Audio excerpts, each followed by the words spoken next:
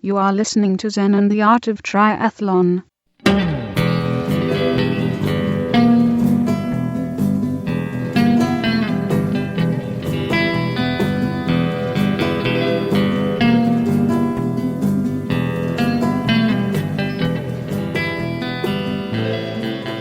Well, hey there, all you tri freaks and geeks, and welcome to another great episode of Zen and the Art of Triathlon, the podcast where we go long, both in talk and out on the course, and we learn all about how to do triathlon right.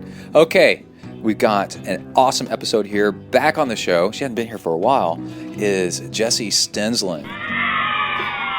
And Jessi is a big deal. She's a former pro that was also on the front of Triathlete magazine some years ago. Her first name is Jessi Stensland, and Google her to see who she is and what she looks like. And I could tell you that, yeah, she was a former pro.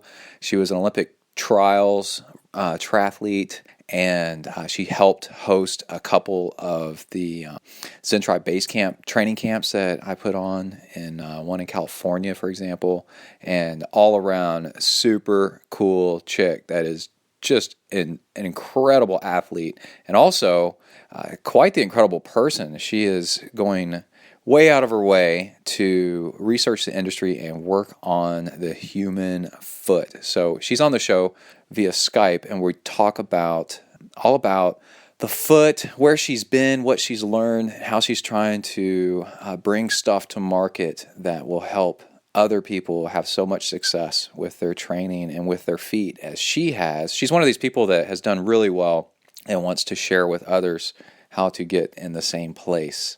I feel the same way, I haven't done as well, but the stuff that I do learn, I'm just desperate to share with others so that we can have everybody doing this stuff. And that's how Jessi rocks it. So we are super lucky to have her on the show. But first, let's go ahead and rock some triathlon news. Here we go.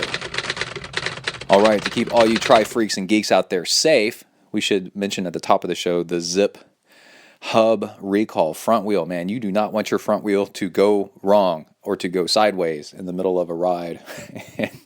Zip has a hub that I think just maybe a year it was produced, or maybe a couple of years, is defective, which can cause some spokes to break off at the flange.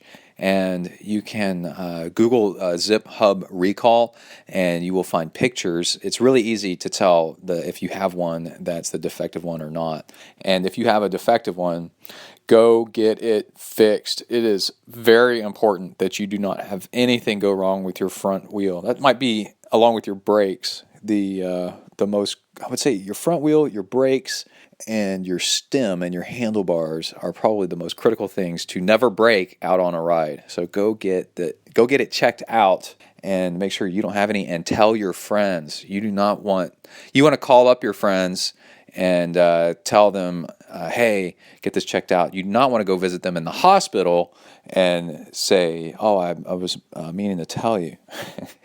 And but anyway, besides that, Zip makes awesome stuff.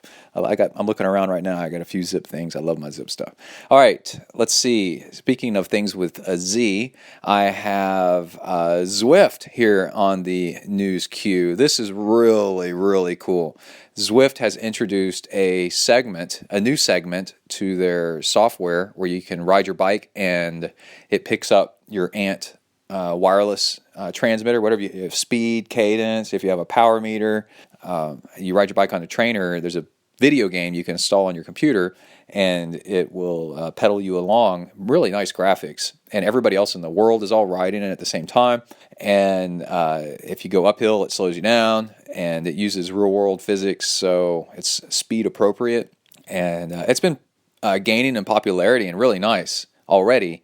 And they just introduced the new segment, which is a massive mountain, where the new segment is as big as the entire thing was before. So it's basically doubled in size, the area you can ride. And this mountain is, it's about 2,000 feet in elevation.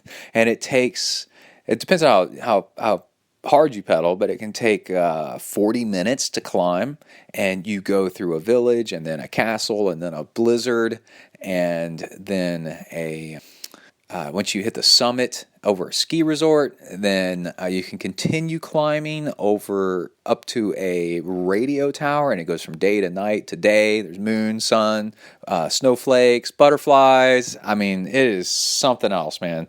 And the new mountain is huge. So I've rode the mountain several times this weekend. And I can say that I had a much better workout because it was a real challenge to climb that mountain. And even though it's not real, it feels real in your mind, so you try harder.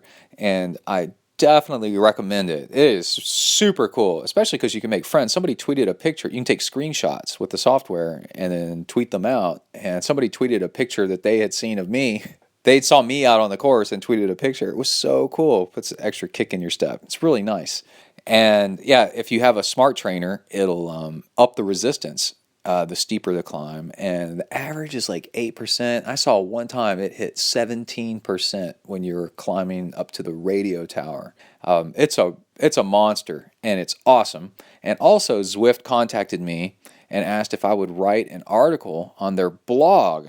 And so I wrote something, and it was mostly serious, but kind of funny, like different tips and tricks. You know, you don't want to take yourself too seriously because you might have a stuttering problem. But, hold on, coffee time.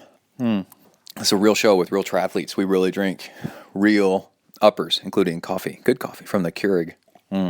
Double dose. And so I sent it off to them. We'll see if they actually publish it or not. And if they do, there is tons of tips and tricks in there on how to use Zwift to become a better long course triathlete. I looked at their blog first before writing it and saw the kind of content they had, so I tried to write something that kind of matched. And it's both general and specific at the same time.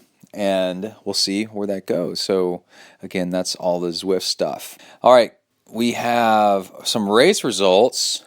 We had Puerto Rico go down. Where did I have it? Tim O'Donnell won. What happened to... I'm trying to think. Was Starkey... Let's see. Okay, so men, Puerto Rico 70.3. Tim O'Donnell was first in 3 hours and 50 minutes. There's my dog. Leon Griffin was second, just a few minutes behind. And Cameron Dye was third, just a minute behind that. And then in the women, Tyne Deckers. I don't think I've ever heard of her. She looks like she's from Belgium, was in 4 hours and 20 minutes.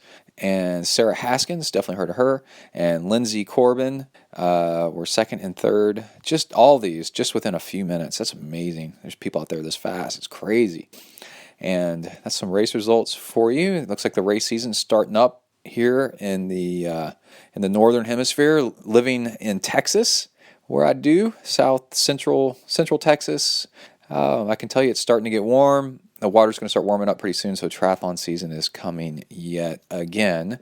And speaking of that, let's move on over to what's going on here at the ZenTri studios. Let's see, I've got Galveston 70.3 coming up, which typically is a hot race. Even though it's coming only on April 8th, so it's really soon. Training has been kicking ass for that, and for example, riding that Zwift mountain was really cool. If you've been listening to past episodes, I fell down in December while running at night and broke my arm, which broke my elbow, which makes the doctors have said I'll never swim normally again. I'll never be able to use my elbow normally again. So my swimming's kind of jacked, but I'm tolerating it. It seems to be getting better all the time. It'll probably end up being 90% of what it was before, maybe 95. And there's not much I can do about it. You know, I'm already 43 years old, almost 40. I'm 42.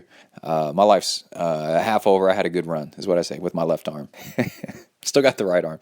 And then my plantar fasciitis in my both feet, but mostly my left foot with a heel spur, it's so bad, is getting better. I found the trick is to sleep in a boot that I got off Amazon for like $20-$30, real cheap boot. Sleep in it every night and only run every other day seems to be the trick right now. It seems to be improving, and I'm only running an hour at a time when I do run. And when I kind of vary from that schedule, things get worse. When I stick to that schedule, things get better.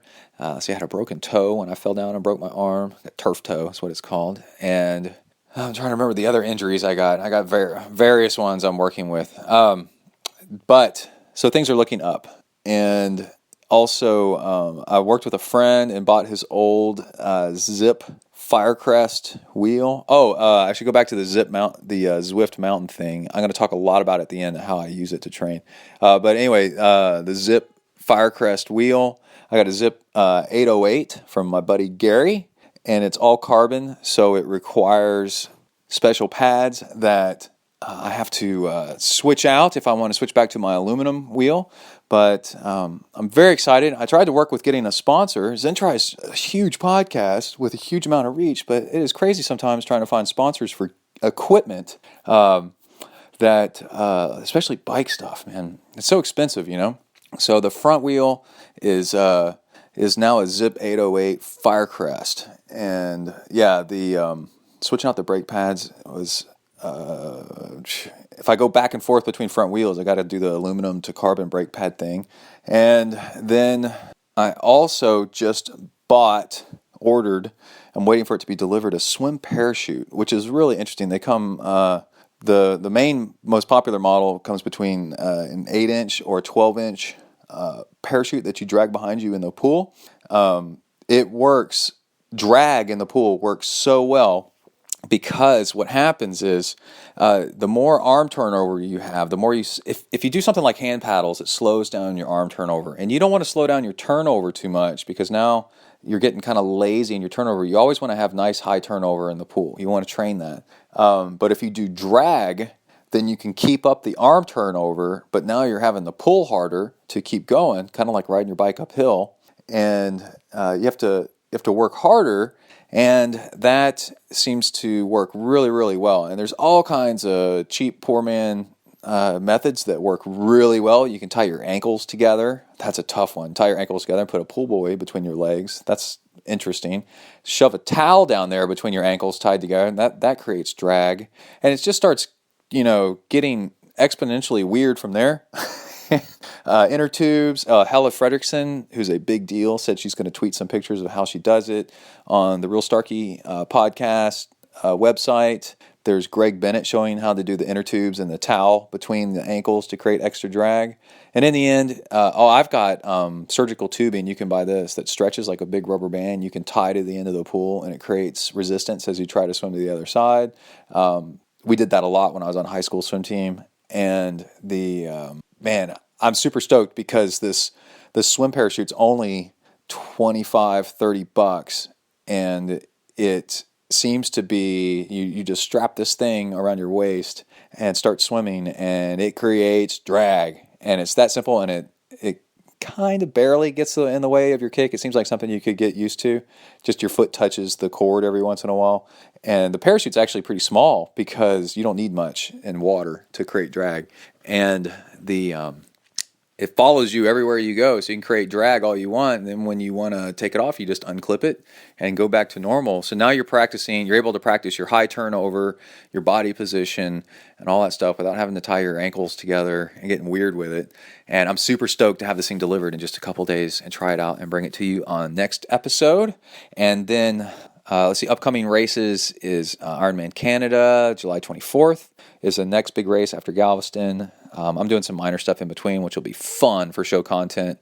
And then also we are signed up for Uberman, which is a 21-mile open ocean swim from Catalina Island to shore, then a 400-mile bike ride, and then the run is starting at the bottom of Death Valley, run up to Mount Whitney. It's the Badwater 135 course, all in a row. So it's going to take like 5-6 days. I'm on that. That still seems to be happening as long as my foot keeps healing. We'll see. And as long as this thing actually goes down, it's pretty insane. And yeah, I'm always looking for sponsors to help us get through that because that's going to be expensive. And speaking of sponsors, and speaking of heat, Death Valley, summer coming, Texas, salt, man. It is going to get crazy this summer. And I got an email from Salt Stick. That is super cool. I'm really stoked about this. Let me see. Yeah, they gave us a discount code too. Salt Stick wants to be a sponsor on ZenTri. And I love this because I love keeping food, hydration, and salt, electrolyte, sodium, all that stuff separate, and that way you can take what you need. See, there's a problem. One time I was riding with Morgan out in the desert in the mountains with mountain bikes, and he was getting sick because all he brought was Gatorade. But he's thirsty, right? So the more he drank the Gatorade, the sicker he was getting because it was too much food. But he needed water, but it was making him sick because it had sugar in it, right? And I was sitting there drinking my water, looking at him as he was getting sicker. I'm like, "Got a problem, bro?" And we'd been bushwhacking, making our own trails up the sides of mountains, out in the California desert. I mean, it was crazy. I'll never forget that example and the look on his face when he realized that he couldn't drink anymore without getting sick. And we're out in the desert. Oh my gosh. And we needed help. So the same thing happens with salt. If you keep your sodium separate from your water and your fluid, then you can actually get sick of what you're eating or drinking because there's too much salt in it or not enough salt in it, right? So Salt Stick is awesome because you can just pop one of these little capsules whenever you want, and they have these cool little dispensers, so you can take it as needed. Yeah, sure, you could put some salt, go ahead and have some salty stuff mixed up, but then this is on top of that to go along with the summer, and I'm super stoked. There's stuff on the way. I've used it before, and I used it so much, I finally, after a year or so, finally broke my little dispenser, the little Salt Stick dispenser, and didn't go get another one, which I feel stupid because the stuff really works. And it's super handy. You can see pictures of Macca using it, winning Kona, and just their list of sponsors, Greg Bennett, their list of athletes is just crazy. All the people that use this stuff. So I'm super stoked to be on that bandwagon that they contacted us here at ZenTri. That means we're doing something right. So check out Salt Stick, and they have a discount code. You can get 25% off all their stuff with ZenTri25, all caps, ZenTri25. Gives you 25% off all Salt Stick products purchased through their website at shopsaltstick.com. I can't wait to get that. That is awesome. Okay, now let's go ahead and rock and roll with Jessi Stensland. Super awesome triathlete and all around brilliant, I like to say, because I've hung out with her. She is smart and she knows what she's doing, and she's been all over the world and is now going to talk to us about our feet and how to keep them healthy and strong. Super cool. Here we go. Welcome to the next level.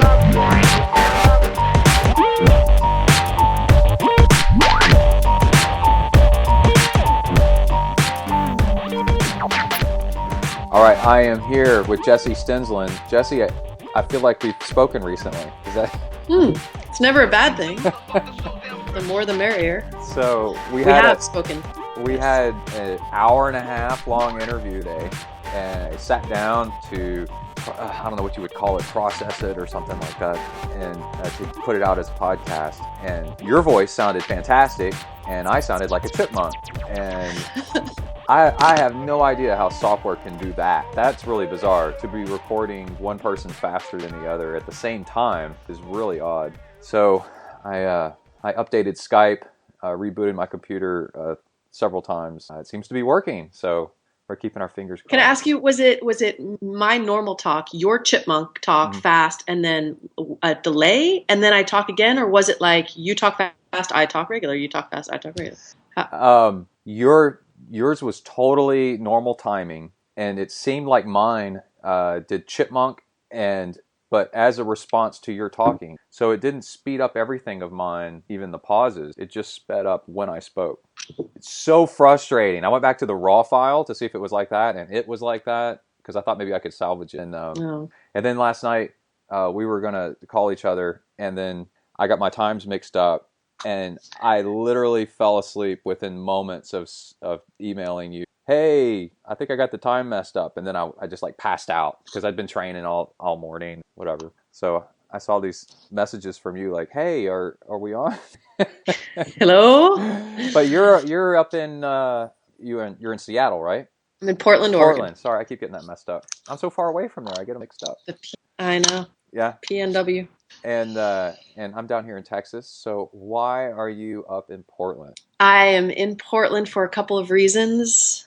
The key inspiration was that I'm now sitting, as we speak, Uh-huh. in the Freeton Design Studio in a little suburb outside of Portland, where Mike Freeton calls home, who is a veteran in the footwear innovation industry, 30 years in the making, and he has great ideas about feet and dynamic footwear and innovating that. So I connected with him thanks to one triathlon connection, Nicole DeBoom, who put me in touch with Steven Sashin at Zero Shoes, who said, you got to talk to this guy, Mike, because he's talking the same language about feet and footwear.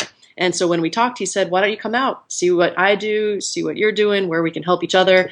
And ultimately what it came down to is we're creating my vision for a cycle footwear, let's call it, that might be more foot healthy. So been doing that since December here with him.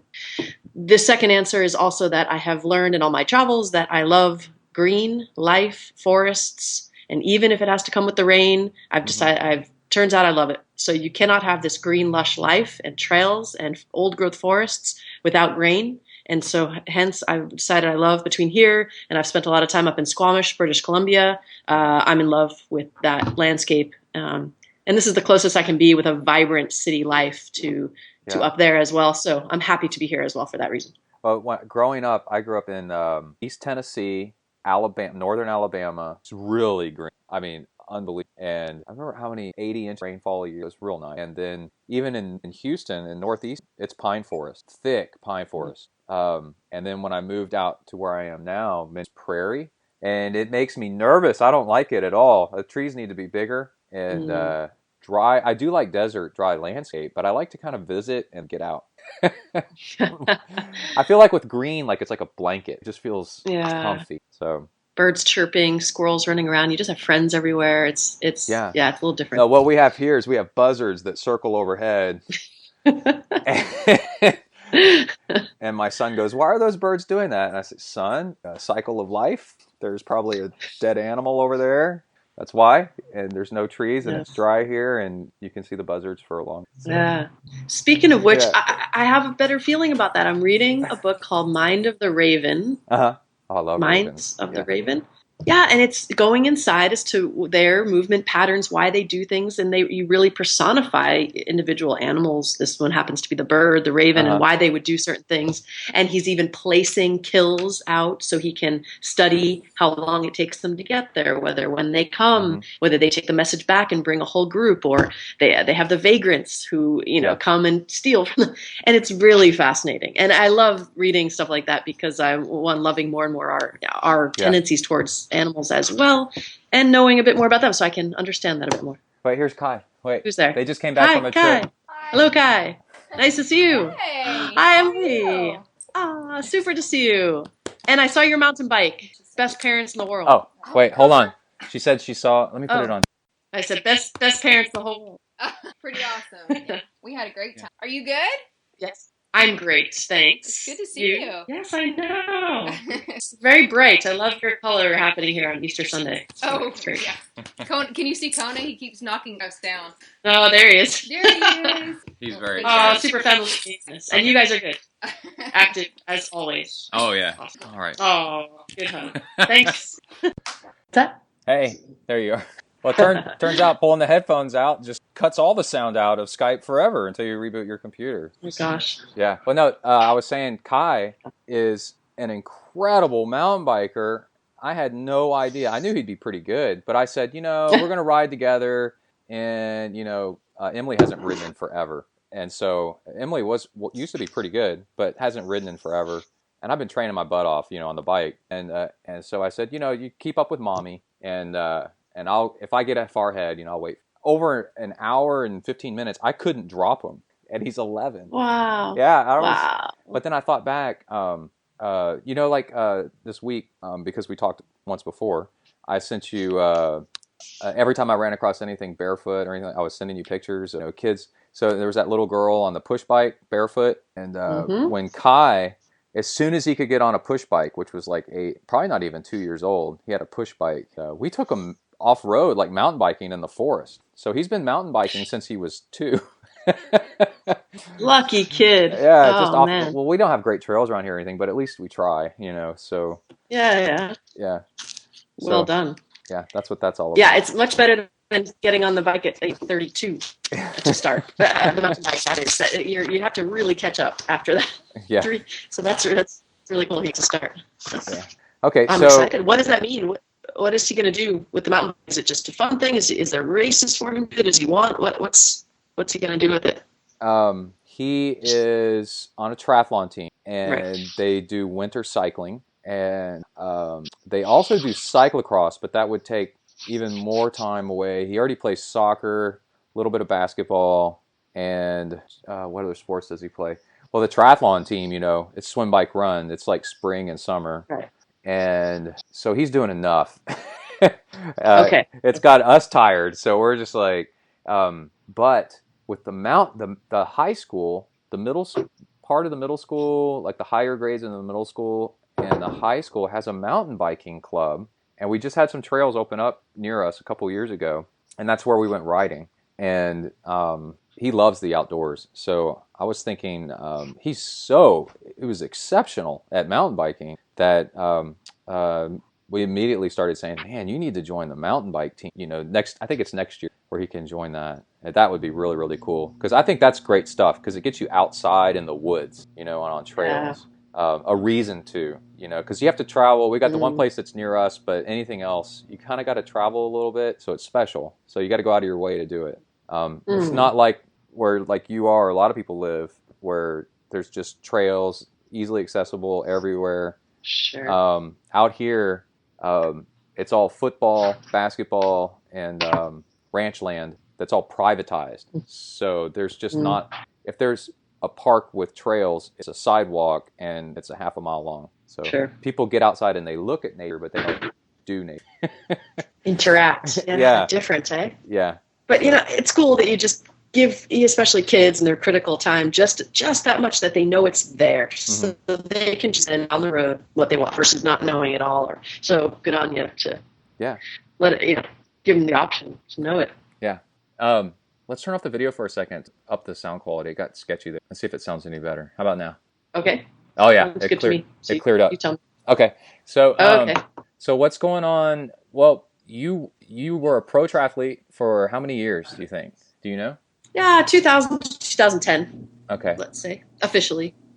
2000 to 2010. I had a little lapse in there, like around 06, 07, took a little time off, but I officially was, regained my status. So, and 2010, 10 years. And then you helped out at ZenTri Base Camp at least once. Was it twice or just once that you came? I think it was twice. Yeah, and when you did those camps with us, it was so cool seeing you with the TRX and all the strengthening stuff that you could do. And you already then had such a strong focus on the feet, and that was really cool. Kind of led you to where you are today. And I got to say, Jessi, like one thing that really stands out about your character that was so cool was it must have been around 2011 or 2012. I don't know what it was, but you were in a race and somebody got injured towards the end, and you got off your bike and helped them, even though you would have won or you would have beat them. Do you remember who that was or that race?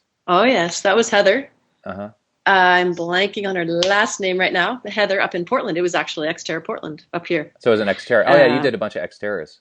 Really yes, good at those. I raced quite high in elite, but not pro Xterra. But up through 2012, I ended up at World Champs in Maui and all that. That was awesome. So yeah. Oh yeah. Okay. In those circles for a little longer than my road triathlon as well. But yes, that was an awesome experience that happened, and that was actually 2010. So what happened? She crashed on the bike or tripped while running or something, or what? Ooh, yeah. No, short story is she was definitely ahead through the run. It was hot. It was summertime. It was August. And as I was coming through one of the later aid stations, someone said, you can get her. She's not looking too good. And I tell you, that freaks me out every time since that someone has told me that, because by the time I saw her round the corner ahead of me in this tall grass, she was kind of on her, like, hands on her knees, and I saw her. And by the time I came up to her, she was out, gone, cold, on the side of the trail, unresponsive. And a little bit, like a teeny bit responsive, like her eyes, but like pick up her hand, it drops right to the ground. No communication. I was freaking out. No one was really around. The volunteers were quite far away at that point. Started yelling and trying to get attention. In the end, she was suffering from heat, potentially up to heat stroke. She basically needed her body temp down in water after a while at the hospital. Yeah. So to see that in action was wild. Yes, she was in the lead. I would have been second. It's just saw people coming by. There's only so much you could do, right? But by the time they got her in control, the race was over as far as I was concerned. What a great day we had, a great competition. I felt great. Heather, keeping by her side. By the time they got her off the trail, the closest thing for me to get back to the finish was to run to the finish because it was very close. Yeah. So I did that, and the cool part was us being both single people without family or friends there with us. The race director, Robert, just said, hey, did you stay with her? Hop in with her, of course. Her husband's far away. And anyway, then ended up seeing her through all the way to the hospital and seeing her revive, literally like a flower come back to life. It was crazy. And we've been friends since. And it turns out we had a mutual friend as it was, a really, really good friend in Rourke. So it was just a great experience to see what the body in that situation can do, what you want to avoid as athletes not having it do for the sake of a race. And certainly knowing there's just the big message was that there was so much more than the finish in these races. So had a great time, have a great friend, and everyone's okay after all. Wow. Yeah. Wow, that's crazy. I guess the big message was that everyone said, oh, that was amazing. You did that, right? And the point was the experience was amazing, but come on, it wasn't amazing to stop. It's that whole message. It's human. It's, and it's like, there's just so much more to racing than that. And that's why I always did it. So. All right, let's take a break from talking to good old Jessi here and drop in a sponsor message. This sponsor message is brought to you by, Living Fuel. Man, livingfuel.com. Go check them out. They make a ton of different stuff. I'm looking at some right here in my car because I'm a real triathlete and I do real stuff. Let's see. I've got Living Fuel, Living Protein, the ultimate plant protein fiber blend. Turns your favorite juice or smoothie into a meal. So it's this canister, it's kind of big. And I just walked right into the locker room at the pool. And after I got done swimming, I made up my water bottle that I had for my swim. I just dumped some of this in there and then had a protein drink after my swim. Works like that. This one tastes kind of vanilla-ish. It's really good. So go check them out, livingfuel.com. Sponsor that seeked me out and wanted to work with us. Oh, they have Living Fuel Superberry and the super greens. Man. Proteins are the building blocks of life required to virtually every function in the body. You hold in your hands the most sophisticated protein powder in existence! !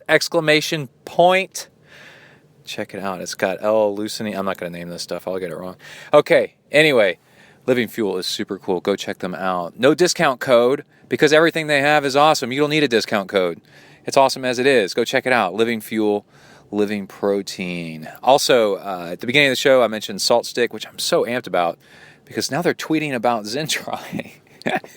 It's so cool. I love it when a sponsor starts tweeting about me, about us here at ZenTri. It's so cool. And but I forgot to mention that their discount code ZenTri25 doesn't work outside the United States.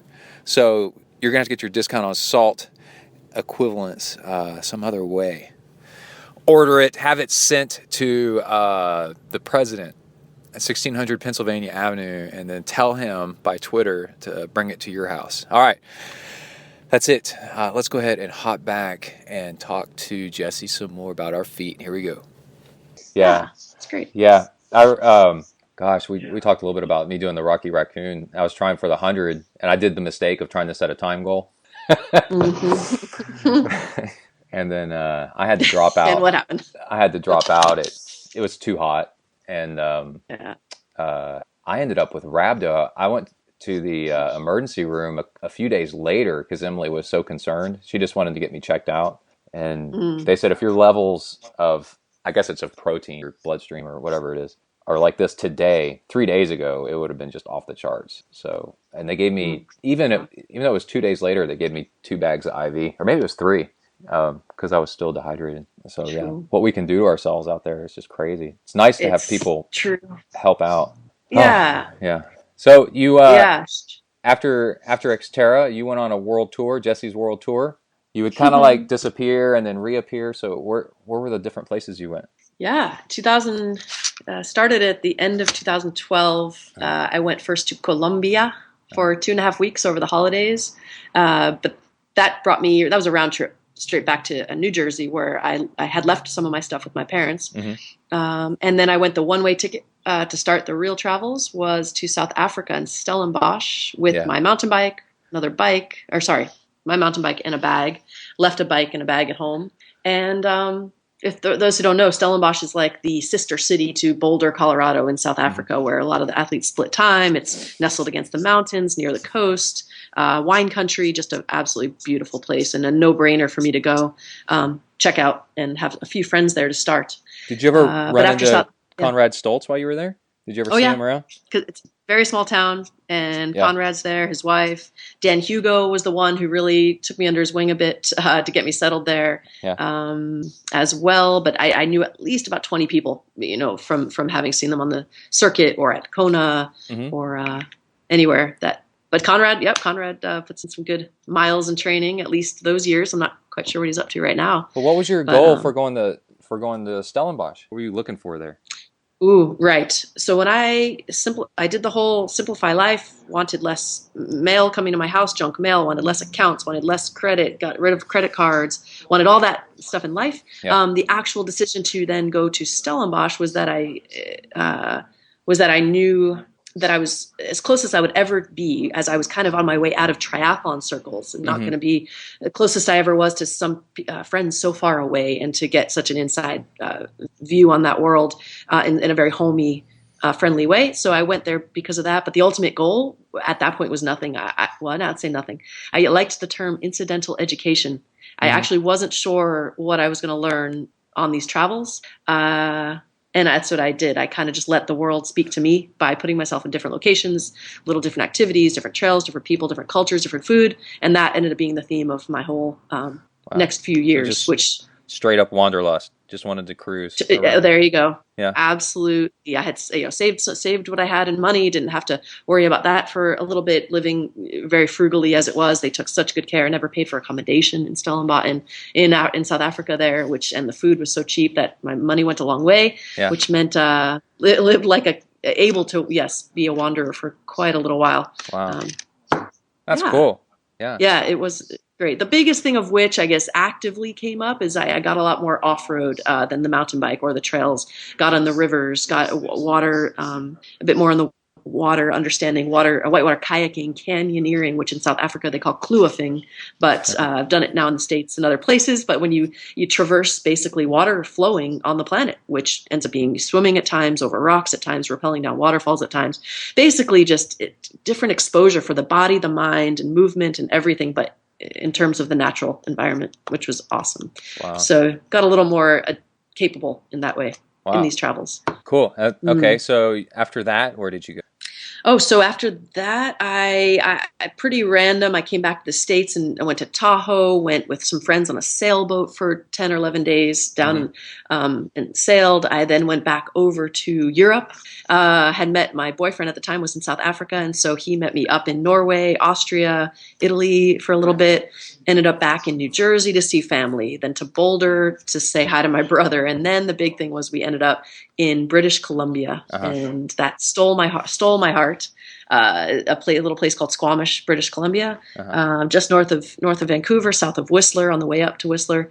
Outdoor recreation capital of Canada. Everything by foot you can access 9 or 10 world class activities outdoor recreationally by foot in this small town. And since then, I also then spent, that was one summer, and then the next winter after that, I spent in Costa Rica for 6 months, worked on the beach at a multi-sport shop with mountain bike trails and hiking trails in the backyard and the ocean in the front. So you made my way back to down in Costa Rica. You slowed way down. You got that gist, yes. Yeah. In more ways than one. Yeah. Mm. Costa Rica's like that, right? Yes, yeah. Not only are they just chill, I lived by foot and by bike and by water, just 4 or 5 kilometers down the road for almost the whole 6 months, save for a couple adventures here and there. And the adventures were more, I say, benign or chill. It was mild adventures. Mm-hmm. So even the adventure side, I got to chill out a bit and slow down, watch the hermit crabs, the monkeys, the fish. Instead of screaming down the crazy glacial water of BC. And Costa Rica, like you're laying in your hammock, somebody offers to, push your hammock for you. You have to say, "Whoa, oh my gosh, whoa, I'm trying to slow down here. I can't be rocking. Don't rock the hammock." Have you been?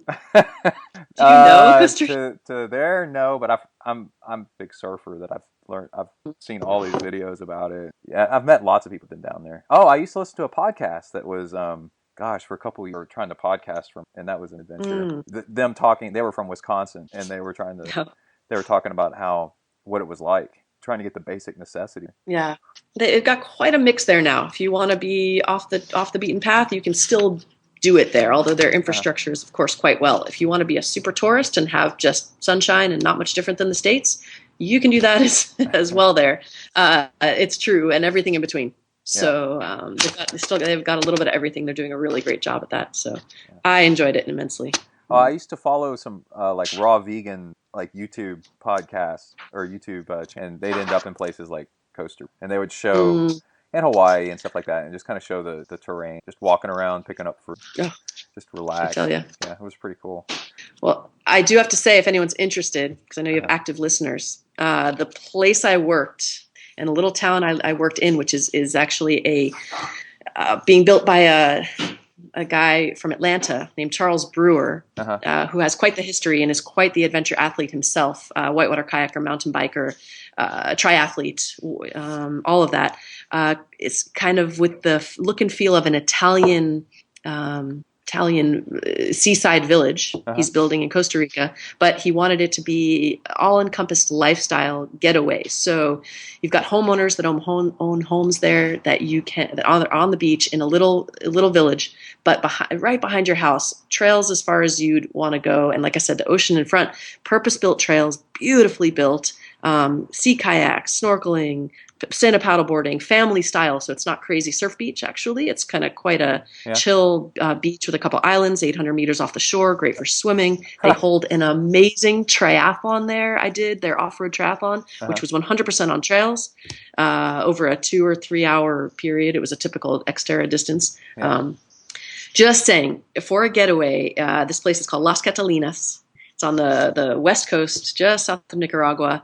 And the shop I worked at was called Pura Vida Ride. Pura Vida is obviously the Costa Rica's little that's the Costa Rica saying, Pura Vida Ride. So puravita.com. And great little getaways for families and have active adventure. But Emily wants to go for us to go to vacation in Hawaii. I'd rather go to where you're saying. Which one do you think's better?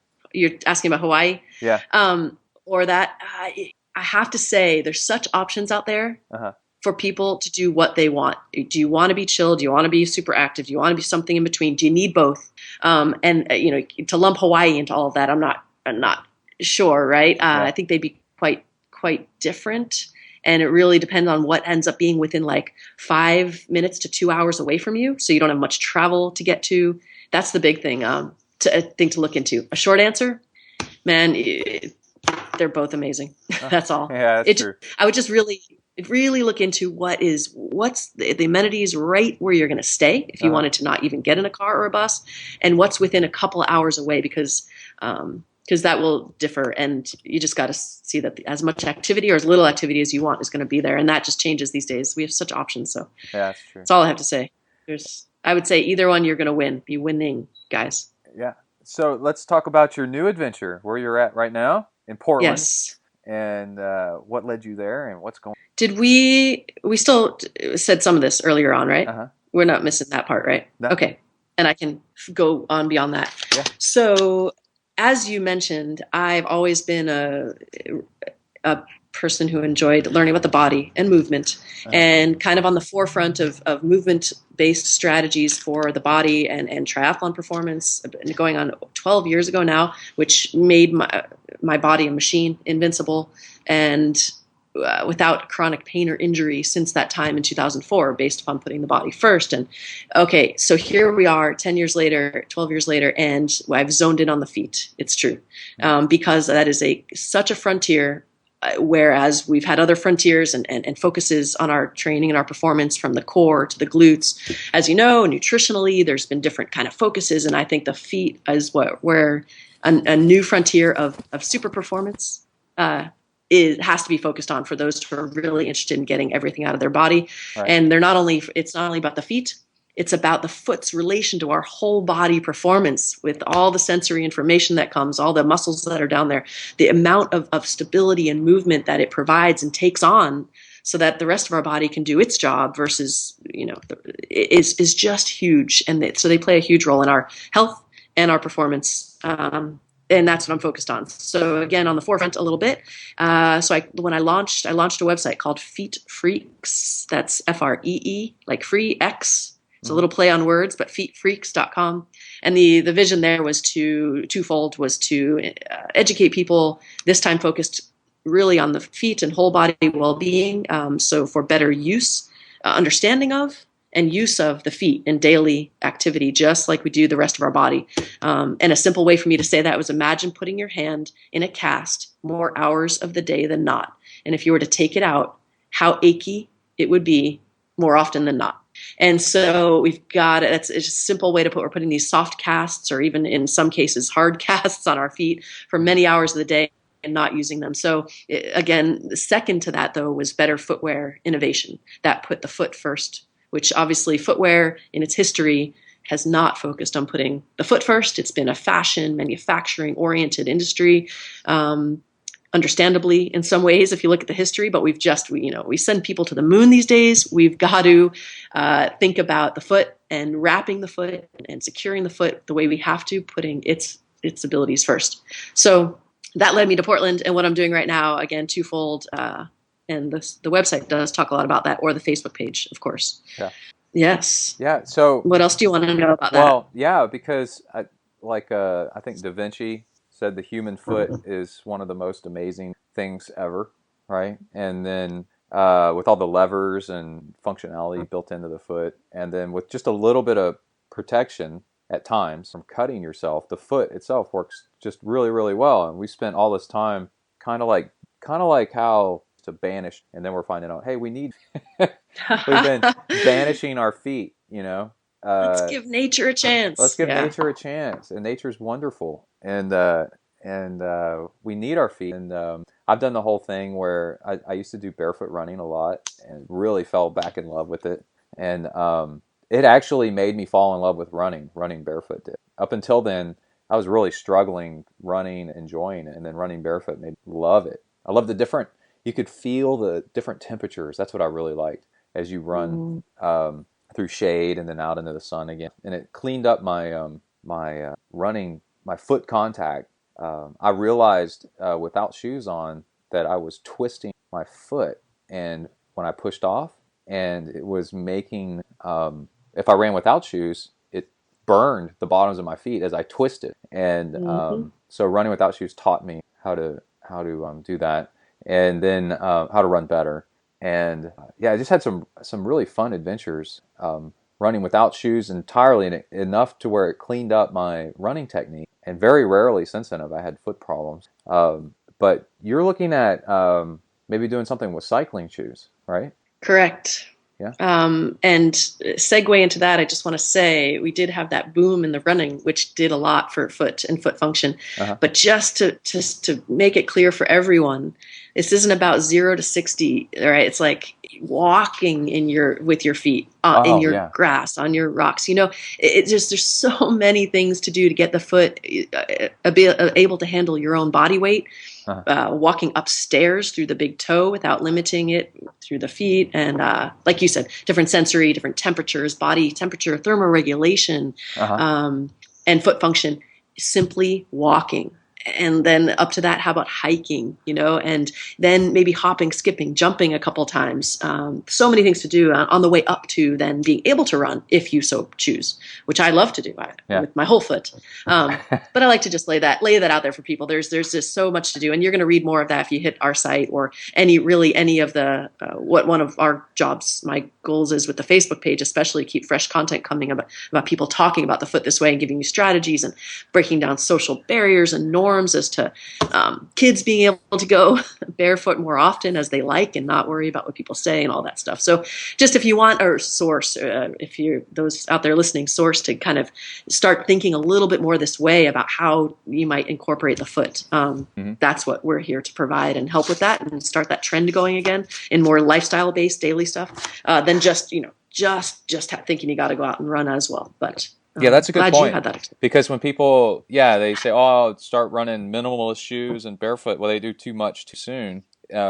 Because there's this whole other just area of being just barefoot more often without running. I'm barefoot. I just realized I'm barefoot right now. I'm sure you are. Awesome. Are you barefoot?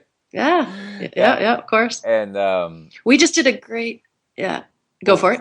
Well, it's just the amount of times that you be barefoot all the time, just wonderful. Yeah. Now, what do you know about people picking up? I found that running barefoot, I hardly ever I never got any kind of cuts or broken glass or anything like that. But what about cleanliness and people's fears of stepping on things and getting cuts or getting an infection or something like that? What's been your experience with that? For one, I haven't had a problem with it. That said, I understand that it is just what it is. It's a fear. And it's the unknown, and you can lump it all into any fear that you might have that you simply don't know, and just to be fearful just because, not even knowing, is something you have to decide personally that you know enough about or get educated enough about or don't want to be fearful just because the fact is it is just in your head. Right? I mean, I'm talking about people just all of a sudden say, you would think the world is covered in shards of freshly broken glass. If people see my foot, and truth be, it's amazing. It just isn't. So right there, it gives you a perfect idea of a construct built in people's minds. We have to break down this, as Dan Edwards would say, architecture of fear that we have in so many ways. To be able to let our whole body work. And that's just not feet. I mean, we can take that to kids climbing up on things as little kids, getting to know what they can do and what they can't do. Simple as that. It's this architecture of fear. So back to your point, increasing awareness of how you're moving your body in space, which means you actually look where you're going.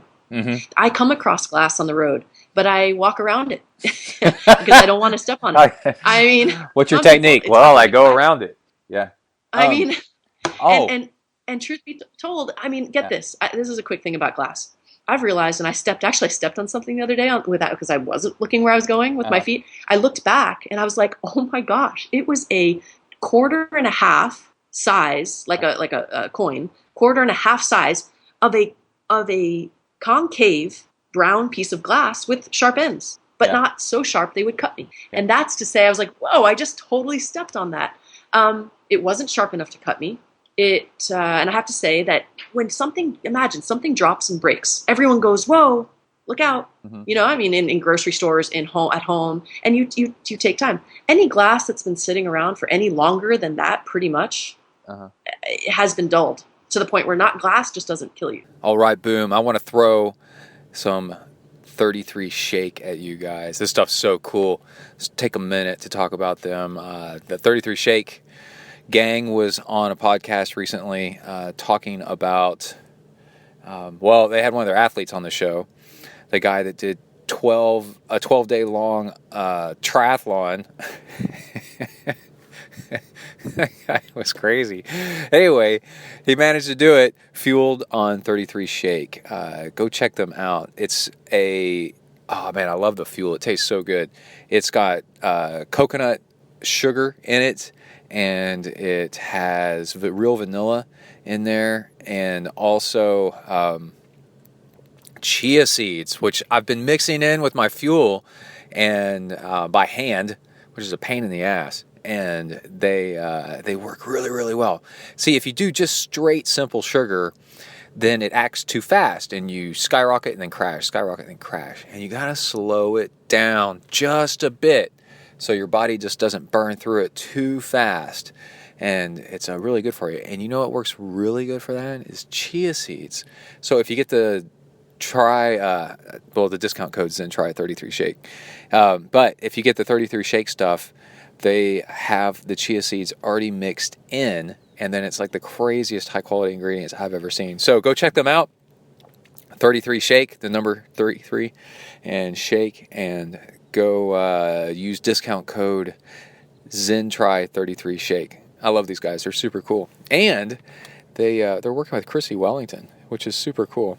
She knows her stuff. So don't miss out on that. All right, let's get back to talking with Jessi. Well, but the other thing is what I learned was the more time you spend barefoot, your proprioception, the amount of millisecond you start to put your foot down, and your reaction time of when you feel something kind of sharp, and then you don't put as much weight on that foot because you felt something sharp. Actually, that time you learn how to walk barefoot without cutting yourself or without stepping on a sharp stone or something like that. And 100%. But then if you're wearing shoes all the time and then you start going barefoot, you actually walk really sloppy with your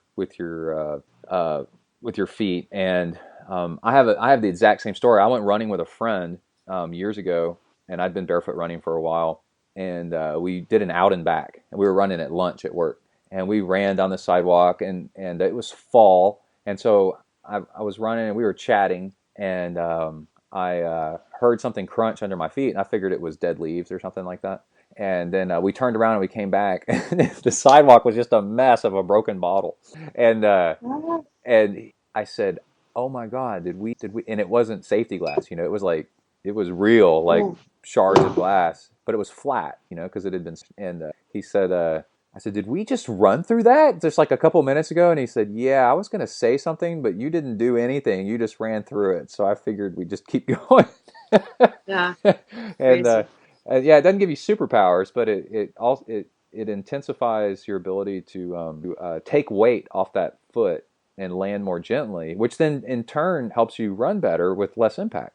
Brett, there are so many benefits just like that. Yeah. You've got increased neural connect. When you get that information from your body, not only you react quicker, as you said, because you get information quicker, your body gets the message quicker, and it's been proven that the messages that we get from that part of our feet and our hands, our sensory organs like that, activate the stabilizer muscles in the body that we can't consciously activate. We have to get this input in order to reflexively activate our core muscles, our hip stabilizers, shoulder stabilizers, things that then allow us to say, get me out of here quicker, right? Because if our stabilizer muscles fire up with the message, I can move my arms and my legs, my appendages, a lot more control and faster.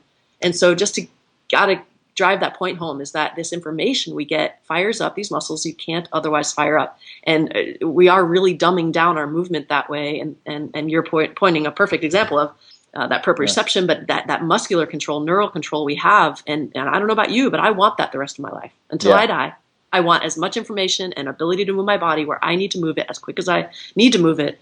And this will help a lot with that, keeping this going. I agree. Well, let's get back to your website and your Feet Freex on Facebook. What's going on? Tell me more. So, I mean, I would highly recommend if you're interested, whoever listening to this conversation, that you want to just have people around and to check out that, which is just at facebook.com/feetfreaks or feetfreaks.com. It's all it is information right now. And actually, as far as footwear innovation goes, my first project is the cycle footwear, because it's, other than the fact that I found 91 sports and activities that shoes and footwear is made specifically for these days. So I don't know if you remember, we used to just have one pair of shoes everyone did everything in back in the 40s, 50s. And now we've got every activity under the sun, from parkour to ping pong to skiing, of course. And here we are at cycle footwear, which is my love. It's the first footwear I realized I don't have. It's the sport I want to do every single day. And there is not one option on the planet of a performance competitive cycle shoe that has put the foot As far as I'm concerned, it's spade shape, which if it's a healthy foot, you might want to look at Kai's foot, where there's a straight line that goes from the center of the heel straight out to his big toe and his little toe. The kids, you'll see it in kids. Adult feet, of course, have changed a bit, but the fact is I'm trying to get my foot function 100% back. Mm-hmm. And there's a lot of reasons why I would like to be on the bike, connected to my pedal, producing power. But number one, my vision is to have a platform that allows my foot to splay under pressure, as feet do. They want to, as you push down more and walking, hiking, running, the feet splay geniusly to give you more of a base of support. Your toes spread so you have a wider base to push from. Muscles can work. And I want that for myself on the bike. This is stemming from a very personal desire, which I hope for other people as well. On top of that, though, the ability for the foot to move more dynamically, even with the toes dorsiflexing throughout a sprinting motion on the bike, or I'd like to see that. I'd like to just see the foot be able to do its thing on the bike, and that's where we're making footwear. Is dorsiflexing flexing up or down? I don't know. Ooh, it's up. Oh. It's up. So, yeah. If I had a dorsal fin to that direction. Dorsiflexion. Plantar flexion is when you push, plant the foot on the ground, plant. And then dorsiflex, you pick your toes up, which if anyone can envision, if you go to sprint or pick up your hip flexor quickly, your toes want to come up as well if they're working. I bet you everybody listening is doing it right now. They're probably lifting their toes. Do it right now. Now, you can easily not do that, but if you're under pressure and you look at any sprinting photo or if we're on the bike, it's an interesting point to say, would that help? And that's what we'll be doing some testing on. If the foot is on the bike, will it increase our power production? Will it keep it the same? Will it not be enough stability? Do we potentially need that pressure that the shoe provides to push against or pull against? It's possible, but I would like to have that option to look at that. So we'll be looking at foot function on the bike a more dynamic. After you and I talked last time, I just the next day I came across a thread on Slow Twitch where somebody was saying their shoes were too tight in the front or something like that. And then I sent you that link. You hopped on there. Did that guy ever send you pictures of the shoes he made himself? He didn't. Although I haven't checked I haven't checked the thread, but I haven't gotten a message that he responded to me. No. But it's just not that. It's really not that hard if you thought about it. If you wanted to make something for the bike, DIY. But I would really like to see something. More. It's the world's too ready for it. I think people, like we were talking about, we're much more than just cyclists. We don't need feet shaped like a cycle shoe. I want to do a lot more things, and in the interest and the passion I have to be a lot of things in life, a lot of ways to move, and I would like my foot to be able to have the freedom and on the bike as well. Yeah, and what do you think? Yeah, talking about shoes for every sport. I remember when I started getting into bouldering, which is rock climbing, and people use their toes like spikes, and I was like, another pair of shoes. And then those shoes, you talk about driving your toes into a point in the middle, those were just terrible. I was like, I can't do this. So I just wore just tennis shoes and just did climbing, remedial stuff, which was plenty fun, rather than pinch my toes up in the basically ballerina shoes, which have got to be like the worst things ever for your toes. Yeah. So the thing I have to say about that is that's a perfect example as well. These rock climbers revere this connection of their fingers, their hands, how strong they can get, right? They can practically do pull-ups with their pinkies kind of thing. Yeah. And yet they don't revere the ability of this huge big toe we have and the intrinsics of the foot to do the exact same thing. It's really, it's too bad. And to your point, we're doing a little bit lower levels of stuff. Absolutely. Well, just like your hands have to toughen up, your feet would have to toughen up to handle, not only get stronger, but tougher skin. And we don't let it do that. So we really think these feet are just this end that we should shut down. Yeah. And we need to start changing this thinking. By the way, on Feet Freaks, if you're interested in seeing this, I have started a little thread I sometimes post called Go Feet, and I highlight barefoot things that feet can do. Not to say everyone should go barefoot all the time. I'm not trying to, but the point is if you can see what's possible, like rock climbing, I put 3 good posts up about these amazing rock climbers doing far more than either of us as normal people would ever. Rock climbing barefoot? Oh yeah. Holy crap. I mean, I got an older guy who's been doing it all his life. There's a younger guy doing it across the world everywhere. And because it's just like that, you can argue at times you'd want a little protection, like we said, but to just shut down that foot function for an average person. The average person walks in a rock climbing gym and has to put those shoes on instead of like the kids starting at 5'4", you know, not 5'11", 5'4". That's the rock climbing, you know. Why not give the chance for the body to do its thing up to a certain level and then decide, well, then I need to put something on. But just to put something on, it's like walking in and saying you have to put gloves on. That's what's so crazy. We need to really, the more you learn about the feet, the more you realize that's it's similar. Yeah. To shutting down the foot. I always like function. to say it's like playing piano with gloves on. How much better would you play with gloves off? Right. And what would you feel between the keys? Oh my gosh. And we mentioned this in our last hour conversation, but remember we talked about the push-up. So going back to the cycle shoe and what the foot is capable of. So for everyone at home, they can try this as well, but a perfect example of foot function and that splay and that strength to be able to express the forces that we have from our quads, our calves, our glutes, everything pushing down that pedal. If you think about a push-up and you put your fingertips together and your hand together, like a hoof, and go down like a hoof, right? Fingers together, get on the ground and try to do a push-up, and see how much of a challenge that is. See how hard your body has to work, and then open up your hands wider, change nothing more, and do your push-up with wide hands, and see how much easier and how much more forceful you can be. And this is what we're talking about. For the feet on the bike, pushing down every single time. Yeah, it's crazy. Like if you keep your fingers together, it's almost like you're just pushing with your fists or with the stumps of your palms, and you get that zero stability. So then you have to try even harder. It sucks all the power out of you. Yeah. The other thing I want to point out, people tend to think about just the shape of the cycle shoe. They're, in other words, pointy. And I'm saying about splaying and wide. The other thing I got to point out, and that's the one thing this footwear will have as well, is just like this idea of zero drop running shoes. So people have heard that term commonly, even though it's being abused, I think, in some shoes these days with those toes still going up and whatnot. The absolute flat platform.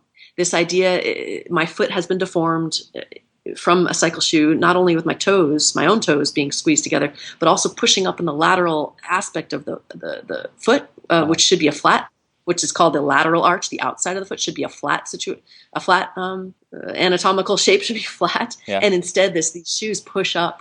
They do. In this arch shape, swerviness, and our navicular, should I say that? I don't know, the fifth metatarsal being pushed up at that joint in the middle, that lateral aspect of the foot. Yeah. Just complete disregard for foot function in so many ways. So my vision for a functioning footwear, that I'm going to say this, and then if you get the picture, and if you and your audience out there would like to follow along with this updates, you can also find at Feet Freex, but my vision would be this wider, more dynamic toe box, a flat platform to push from, with my number one goal being foot function, my second goal being power production. I don't want to power production. I don't want to eliminate at all. So my goal would be to have both of those happen. And on top of that, I have some other ideas, but yeah, it's about time to free the feet. But Jessi, I mean, seriously, if your shoes are wider at the front, that extra aerodynamic drag in a triathlon, it could cost you like 20 seconds on the bike. 20 whole seconds. Oh my gosh. Right. What do you say? What do you have to say about that? What do I say to that? Absolutely. Okay. You ready for that? So aerodynamics come into play at a certain speed. True. So does your ability to produce power.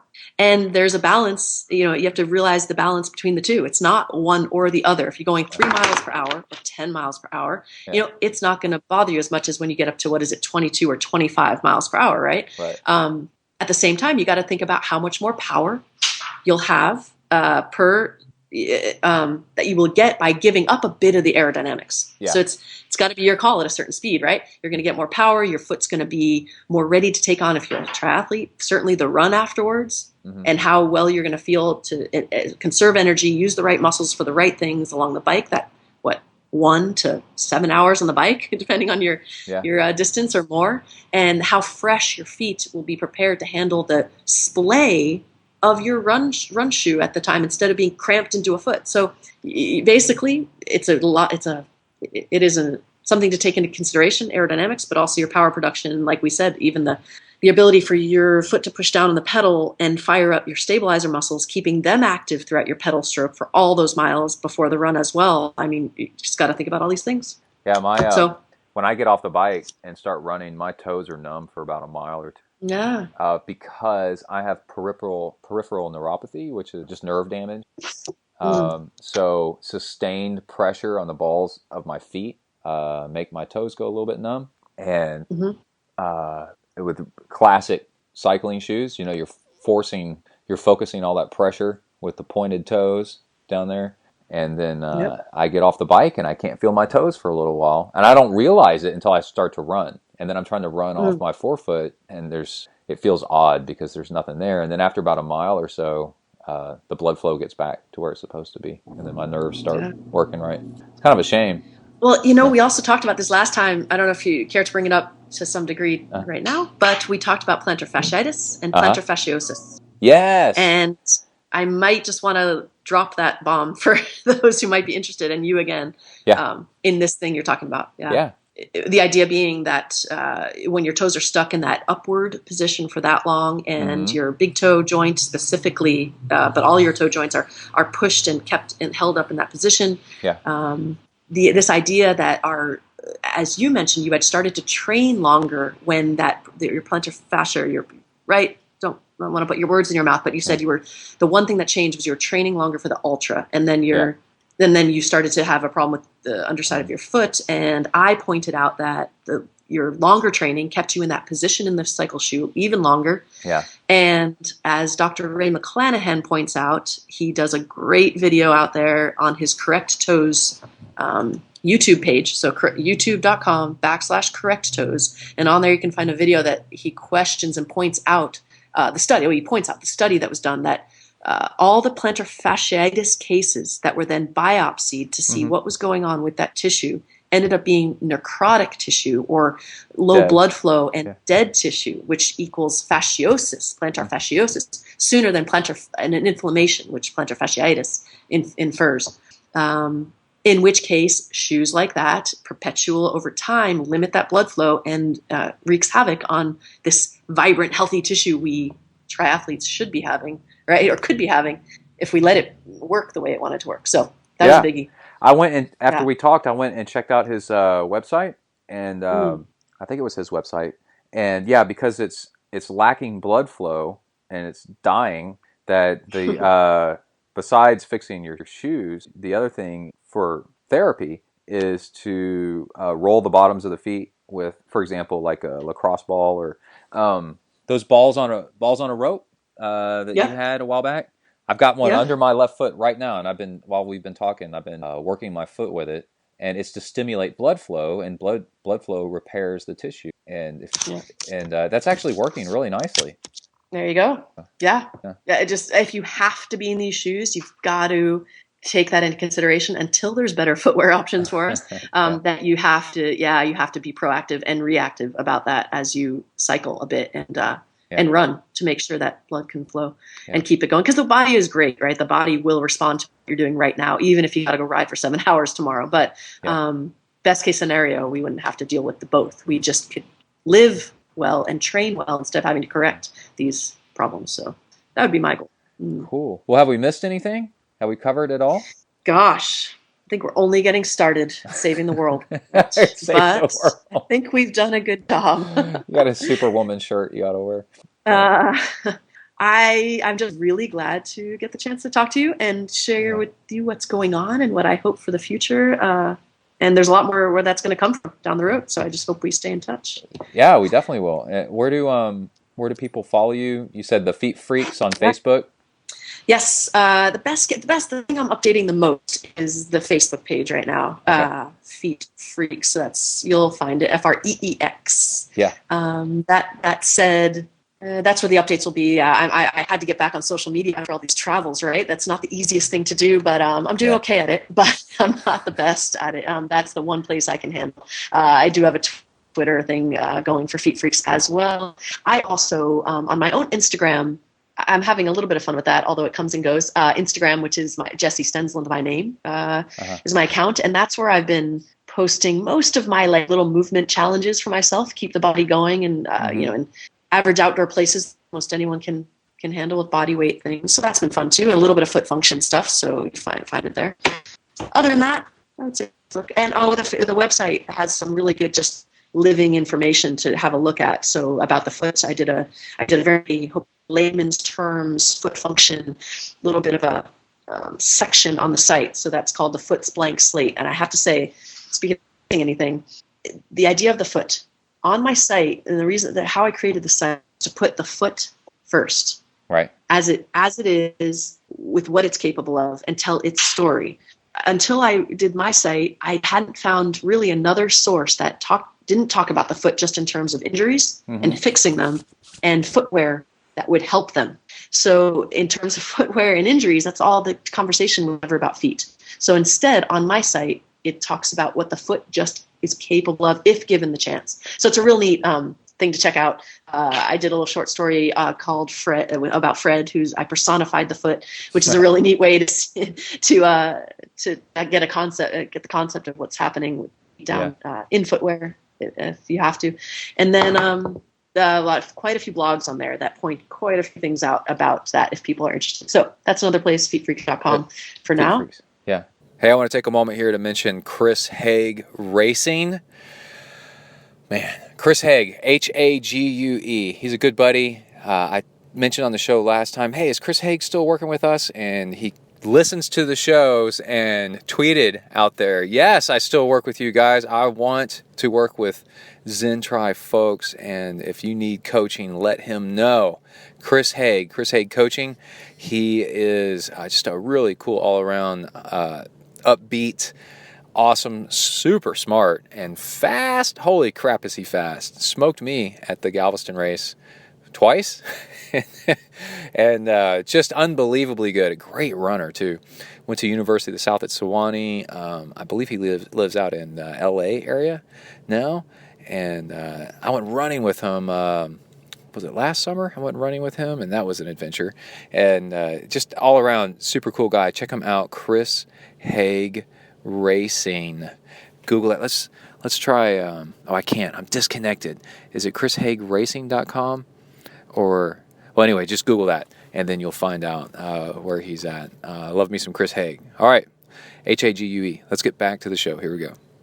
You know what? That's kind of a twist on positive psychology. So I find this fascinating. Psychology for decades, many decades, was focused on pathological things, the problems, what makes a person a serial killer, what gives a person psychosis, what gives a person multiple personality disorder, it's just psychology was like a book of disorders. And no one had ever studied until, I don't know, 15 years ago or so. It's called positive psychology. People that are doing well, and how do they do it?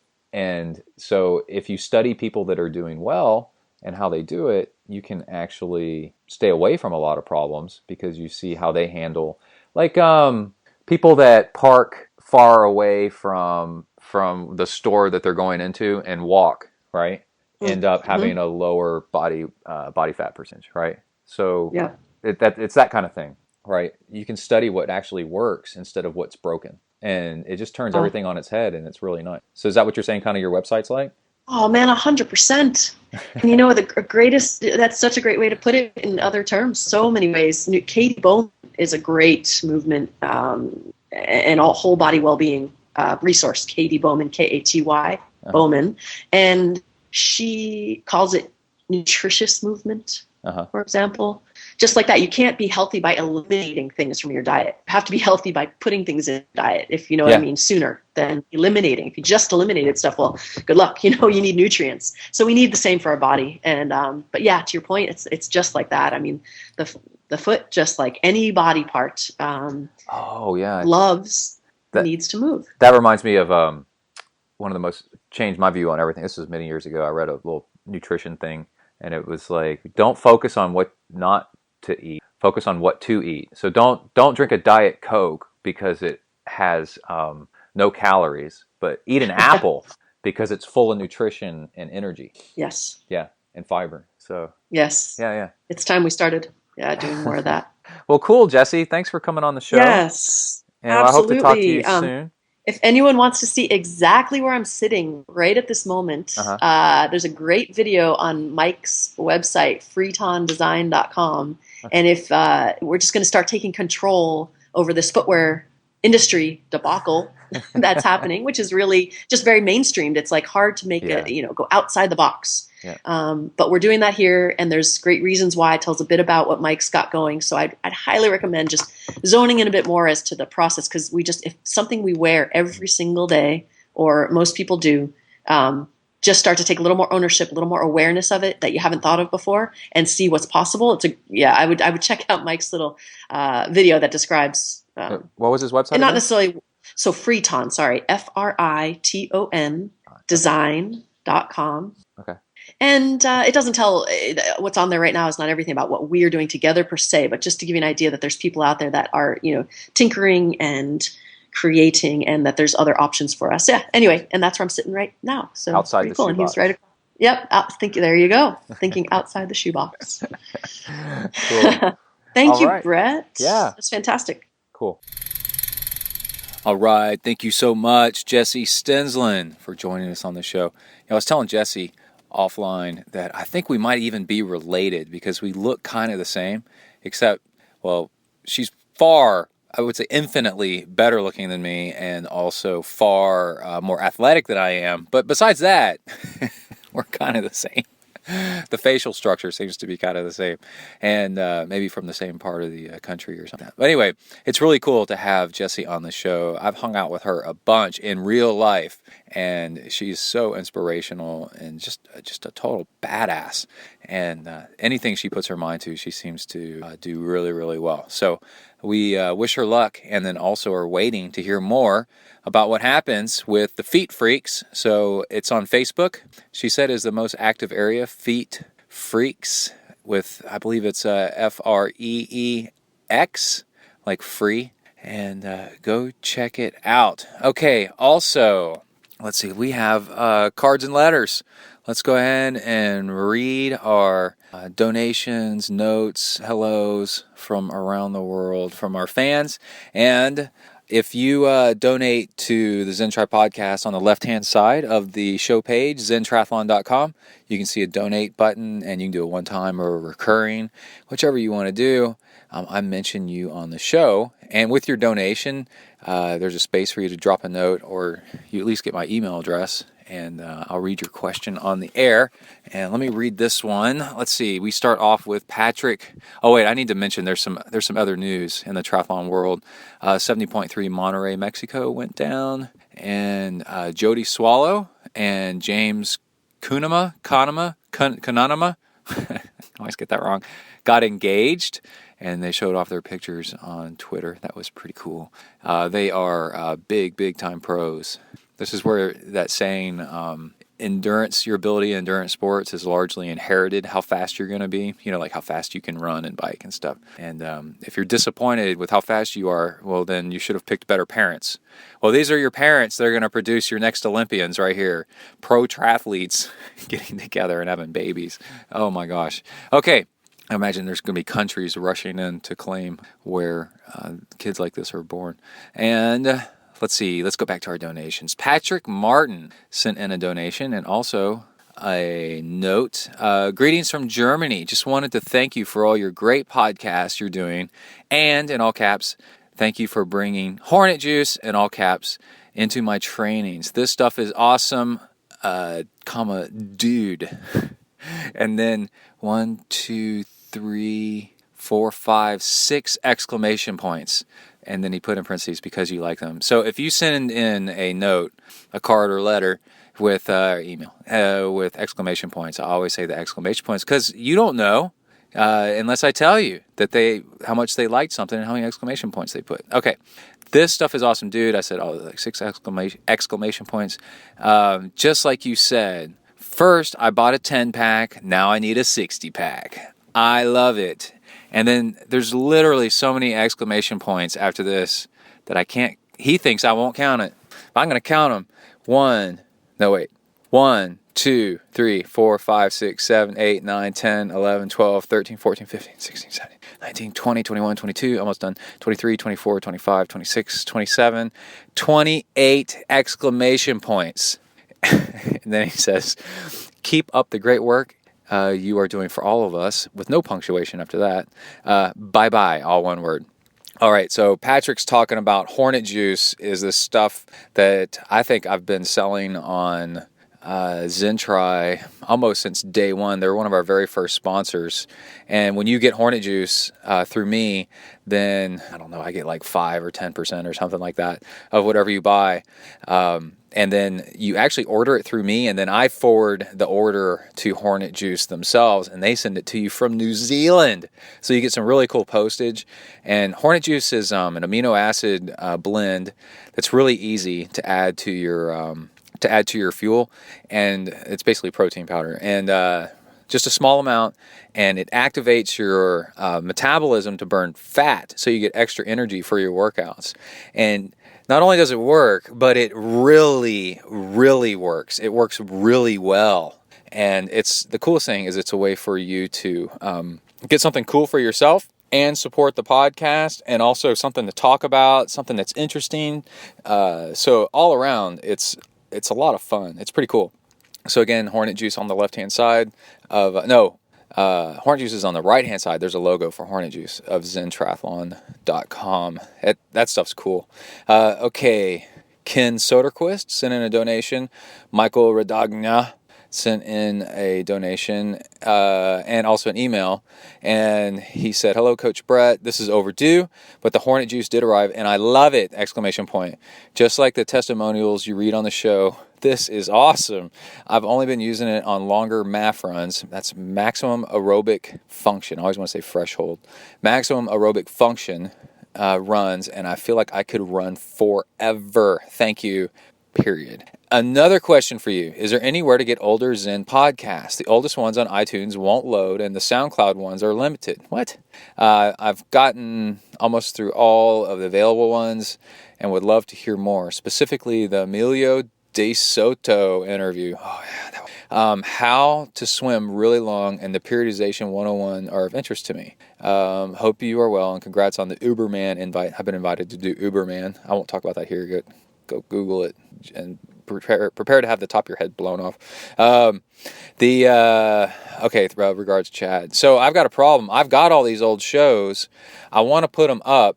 I've spent so much time over the years producing podcasts and everything that I want the newer shows to be free, but then to make something off the older shows, to put them behind a paywall, not an expensive one, just the tiniest amount. But I don't know how to set up a paywall where just like you can get everything that's behind the paywall just for being a member. So if somebody can say, hey, yeah, there's this one website where you can just upload all this stuff, including it has to include giant MP3 files, and then anybody can have access to it for either a one-time fee or, I guess, a recurring fee. I'd rather just be a one-time fee.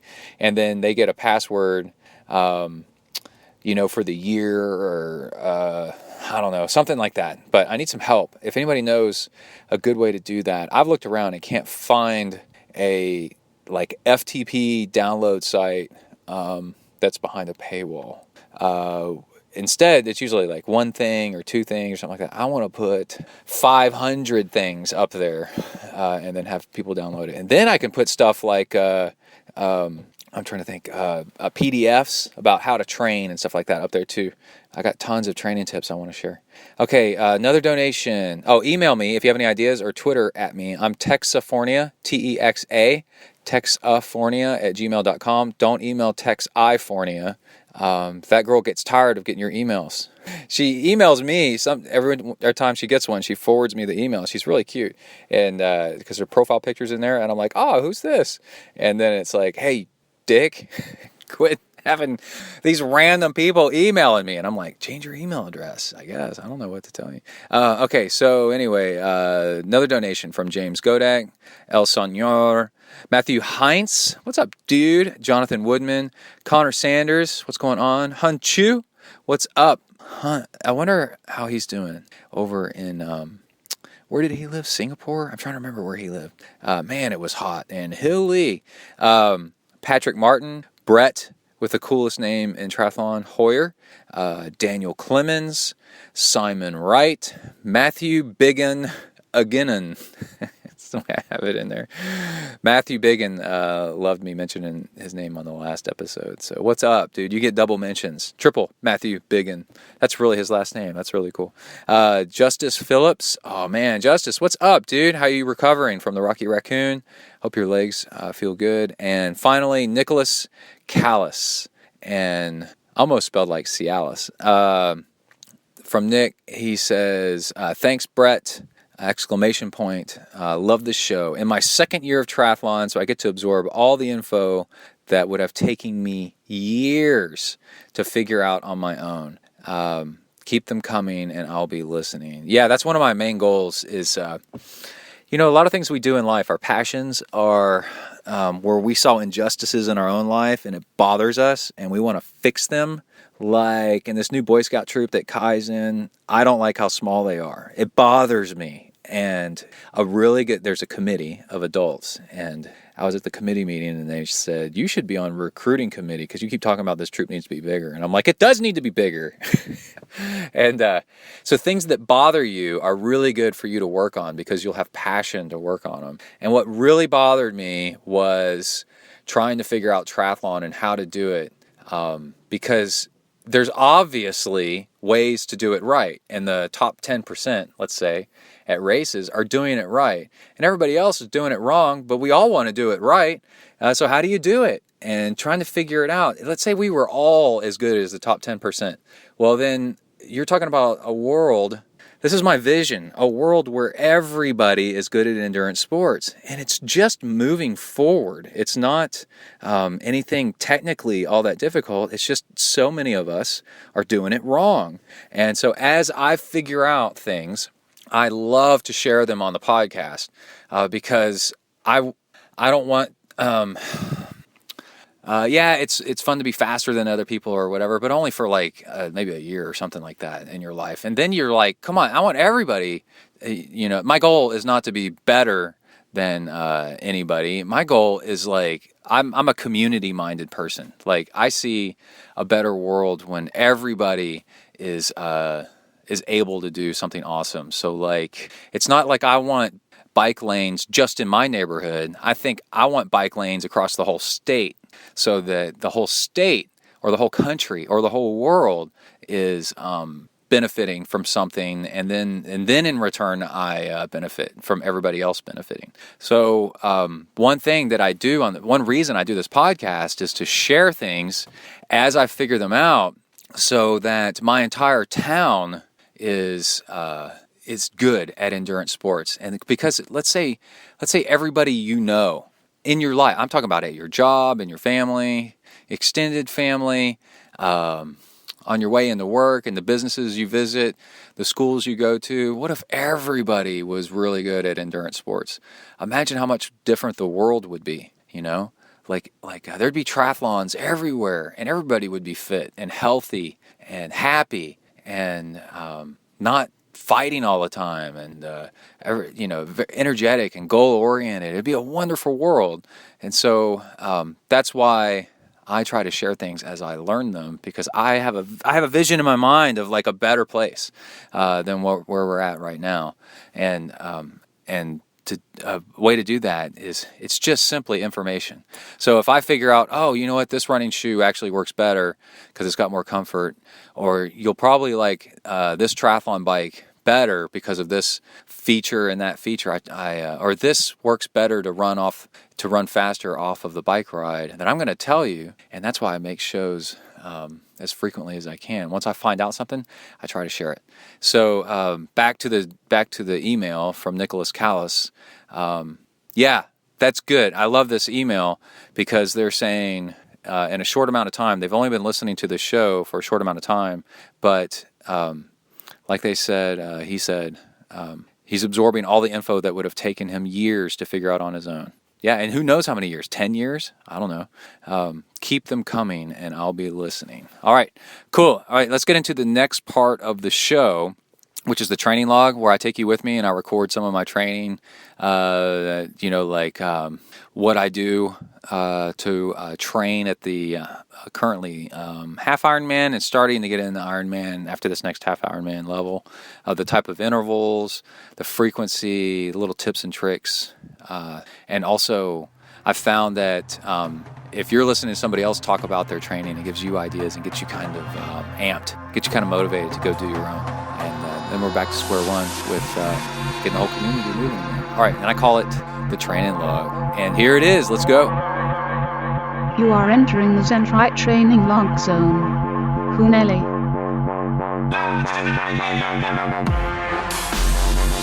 Hi everybody, my name's Brett. I'm a triathlete. I decided it's time I got some friends more suited to my status. But Joe, we've been friends for years. Hey, we all make mistakes. Come on, dudes, let's go exercise! Exercise! Yeah! I'm gonna do sit-ups till I poop myself! All right, welcome to another training log. Start date, Wednesday, March 9th. On my way to WTERK. Got out this morning, was looking for something different on the bike trainer. Doing day after day after day of bike training. Got Ironman Canada coming up this summer. Don't know about Uberman. Gonna have to find out today if I've got enough vacation time to actually do it. And was looking for something interesting, and you can go to YouTube. If you have an account in YouTube, you just sign up with an email. That's it. And it'll start. The more videos you watch, the more it starts telling you what videos you might like. So when you get up in the morning, you can drink a cup of coffee with a little bit of butter in it to kick off that fat burning. And then I have a little bit of Ezekiel cereal with full fat milk in it. And then some potato starch. And the whole time I'm sitting there just going, YouTube videos. And there's a little watch later. It's a little stopwatch sign. If you drift your mouse over a video, so you do watch later, watch later, watch later, watch later. So it adds it to this queue called your watch later queue. And then on YouTube, you can say, okay, now I'll watch this. So I watched Stephen Colbert making fun of Kanye West, which is a very good thing. And Kanye West just needs $1 billion from Mark Zuckerberg and Larry Page. And then... hey, look, I'm at work on time. That's pretty cool. And GCN, I think is what it's called. I don't know what the G stands for. Cycling Network. It's a British show, which has really good British humor in it. But it's about cycling. Watch something about, motorized bicycles and cheating. And I think I watched a UFC MMA fight. And it was nice, man. Just, I don't think I watched anything about nutrition. Just a queue of videos. And kind of see where everything is. I missed work yesterday because Kai was sick and I needed to stay home with him. But now you're home sick and your staff texts you constantly about things that are going wrong at work. So I feel like I didn't get a day off work at all. So maybe that's my punishment for staying home sick, but not actually being sick. In the United States, if your child is sick, you can stay home, quote unquote, it counts as a sick day. Because you're taking care of your kid. But anyway, I got a green smoothie going, and it's got kale, ground flax seeds, and if you don't grind them, they're useless. They pass right through you, and you buy them ground flax, and banana, and an apple in it. And to core the apple, I just ate the apple and spit the chunks into the blender as I was eating it. And now it's perfect, man. I freaking love it. It's a really good one. And Emily bought some blueberries, but I didn't manage to throw those in there yet. But I'll get on it. All right. Got to go into WTERK. Out, bang.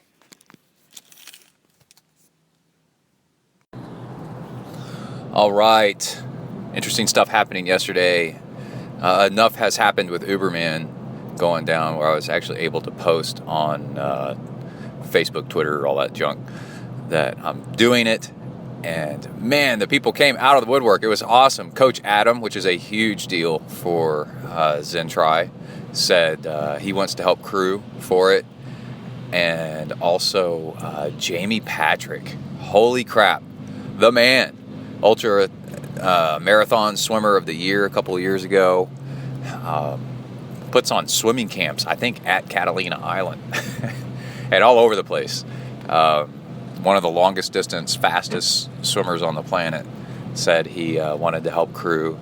That's a really, really big deal. So that was really neat. I was really careful in crafting the message that this would be not about me, but about all of us that are in the gang of ZenTri, trying to get somebody across Uberman from point A to point B and then the point C, doing this thing. So then let's see, last night didn't feel like working out. I was kind of sleepy. I ate too many chia seeds. They're higher in fiber than if you eat too much of something that's high in fiber, then it ends up hurting your stomach. So I cooked dinner for Emily. I did pork chops, put a little bit of jalapeno seasoning on them, and also beans and pico de gallo on them, and a little bit of spinach, raw spinach, baby leaf spinach with some carrots. Made her dinner. It was supposed to be for all of us, but my stomach hurt and I wasn't really feeling it, so I went to bed a little bit early last night. There's two different ways to train. If you need to train more and you're not training very much, not exercising a lot, then you should make yourself work out when you don't feel like working out. But if you have fully ingrained the habit to the point of where you work out plenty and maybe too much, then and you can easily get overtrained because you like it so much and you've got it kind of figured out. Then if you're having a time when you normally would work out, and you don't really feel like it, skip it. You should just say, you know what, not today. And that's what I did last night.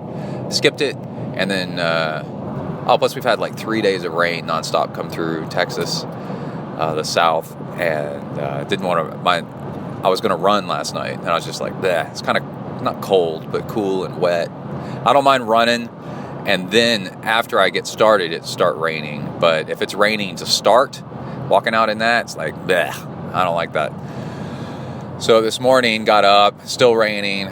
So I got on the treadmill, and with my foot injury, the treadmill is actually really nice because you can start off really slowly and with a little bit of incline. I did a 2% incline for a while, and then so I'm not banging into my heel, running on flat ground. And then as my form warmed up, I eventually worked my way up to dropped the incline a little bit, down to 0.5% or 1% incline, and then let the speed slowly ramp up, and my foot feels pretty freaking good after that. I sleep with the boot at night, the plantar fasciitis boot on my left foot. Sometimes when I wake up now, my left foot feels better than my right foot. And so treadmill for an hour, just slowly speeding up. For breakfast, coffee with the tiniest bit of butter in it, and then what else did I have? A little bit of Ezekiel cereal with full-fat milk, and getting started on the treadmill. Wasn't really feeling it. So I've got powdered Gatorade. You can buy Gatorade, like construction crew Gatorade, is where it's in the big container and it makes like 30 quarts or something like that. It's just a big thing of powder.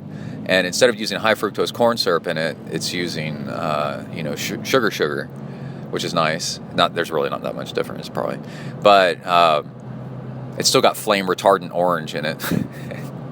But it comes in either orange or lime, probably. You get the two different flavors.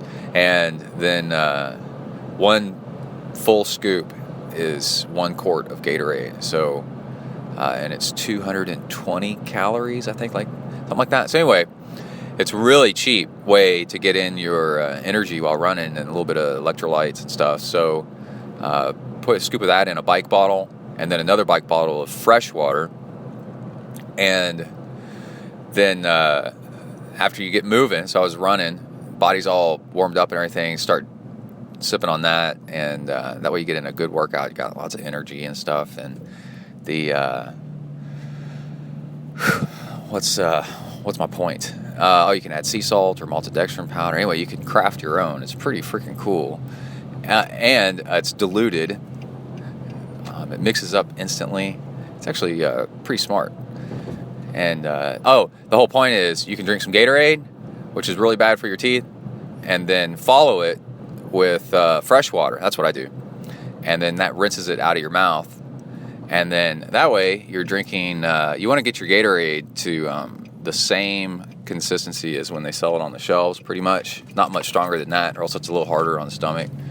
So if you drink it at the correct consistency, almost, and then follow it with water, then you're getting a lot of liquid in, and you end up having a really good working out, and stay hydrated. It's pretty cool. Anyway, tricks, treadmill, Gatorade on the left, fresh water on the right, and just keeping hydrated and having a nice workout. I could feel about halfway through the workout, half an hour in, started feeling like really, really good. So anyway, that's it. Out, bang.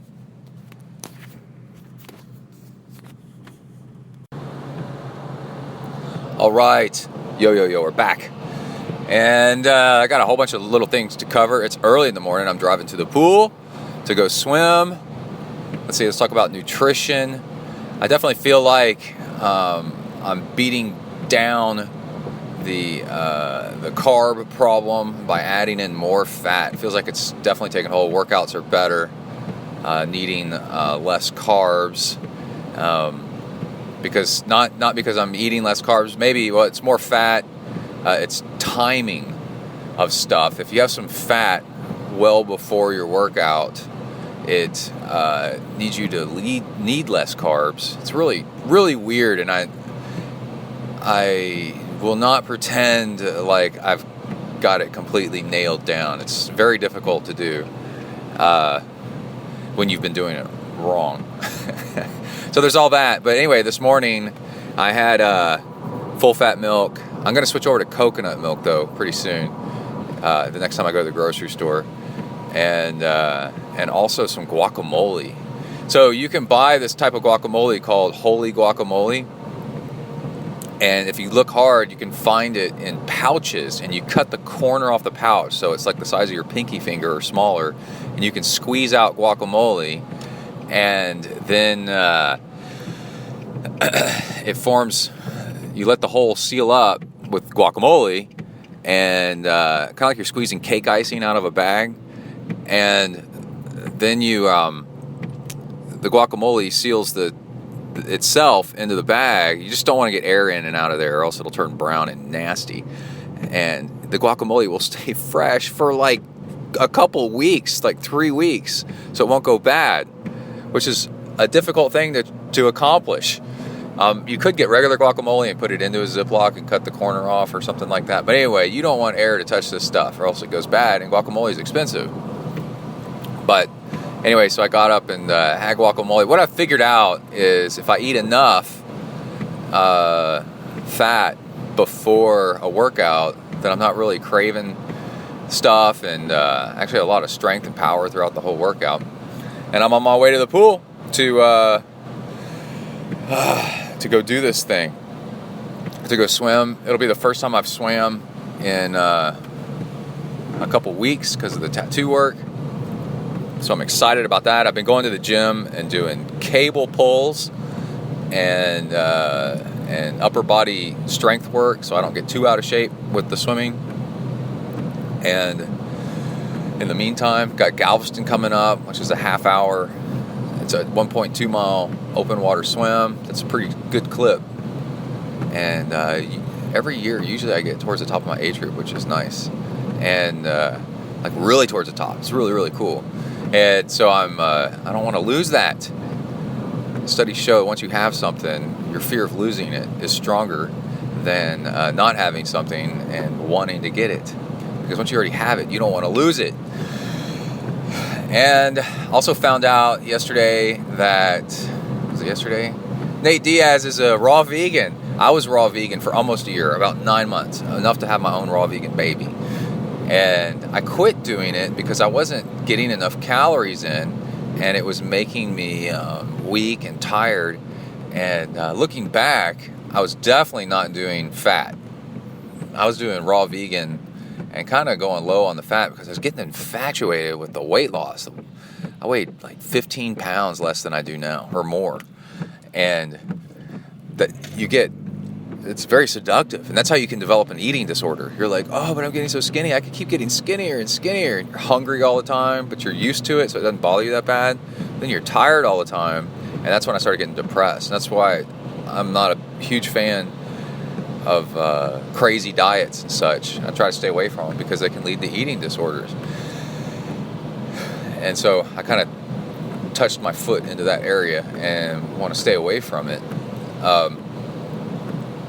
But it was still really cool to see that Nate Diaz, his quote, he's funny because he's such a stoner dude. It's like hard to get him to say anything legible. I don't know what the word is, but where he's just like, yeah, man, I do raw vegan. I can just eat whatever I want, and I can stay fighting weight. And that's true. That's pretty cool. These guys drop tons of weight to fight. That way they have a big frame and lots of muscle, but very little weight for that size. For that size, yeah. And they can actually fight. And it's really a combination of who's the best fighter and also who can lose the most amount of weight, which is kind of sad, but that's the way things are. But so with raw vegan, he says he can eat all day and stay full and not have to still lose weight even more to fight at his weight classes that he's good at. So that was pretty cool.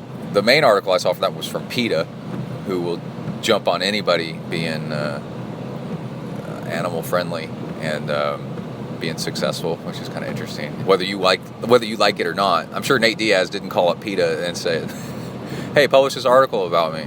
I'm like, well, he's beating up another animal.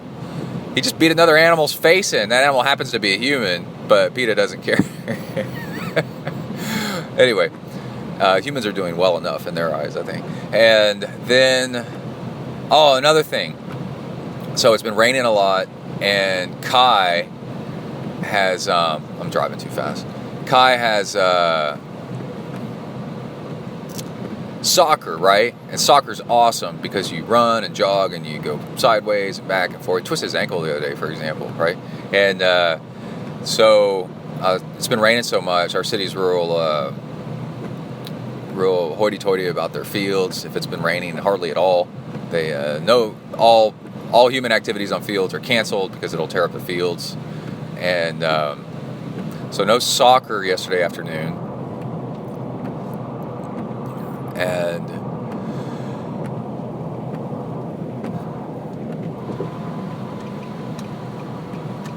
sorry, I was having to focus there. No soccer. And I said, well, no soccer, then you still need to get on your bike trainer and bike half an hour. And this is the second time he's done this one particular workout that I've told him to do. I said, it's really easy.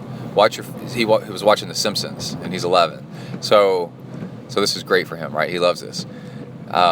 Watch The Simpsons, and then every time that it's a commercial break, which lasts a couple minutes, right? A few minutes maybe.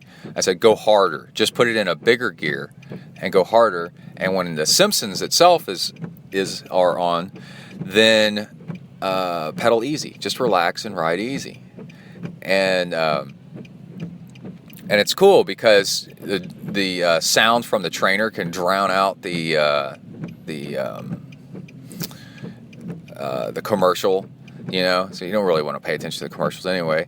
So you drown them out with your trainer. You're going harder. It's about the time of an interval, and then the period of Simpsons is or whatever TV show you're watching is about the time of recovery.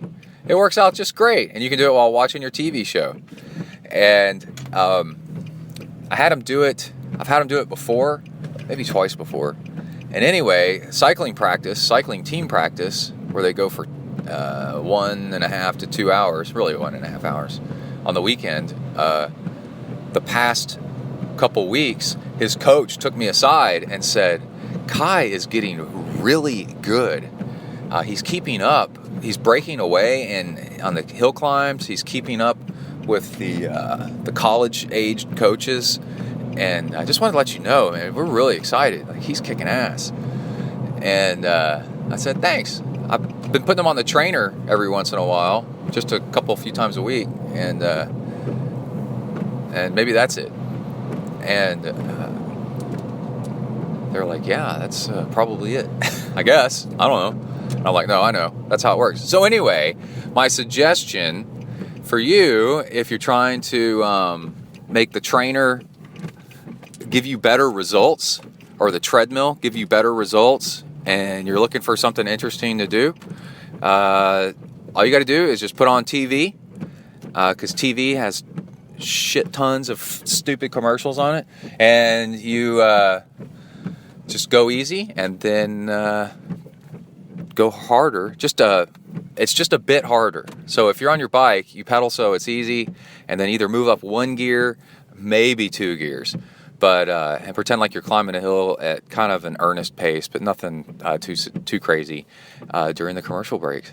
And it works. It works! All right, I got to go into the pool. I'm super stoked about swimming. More in a bit. Out, bang.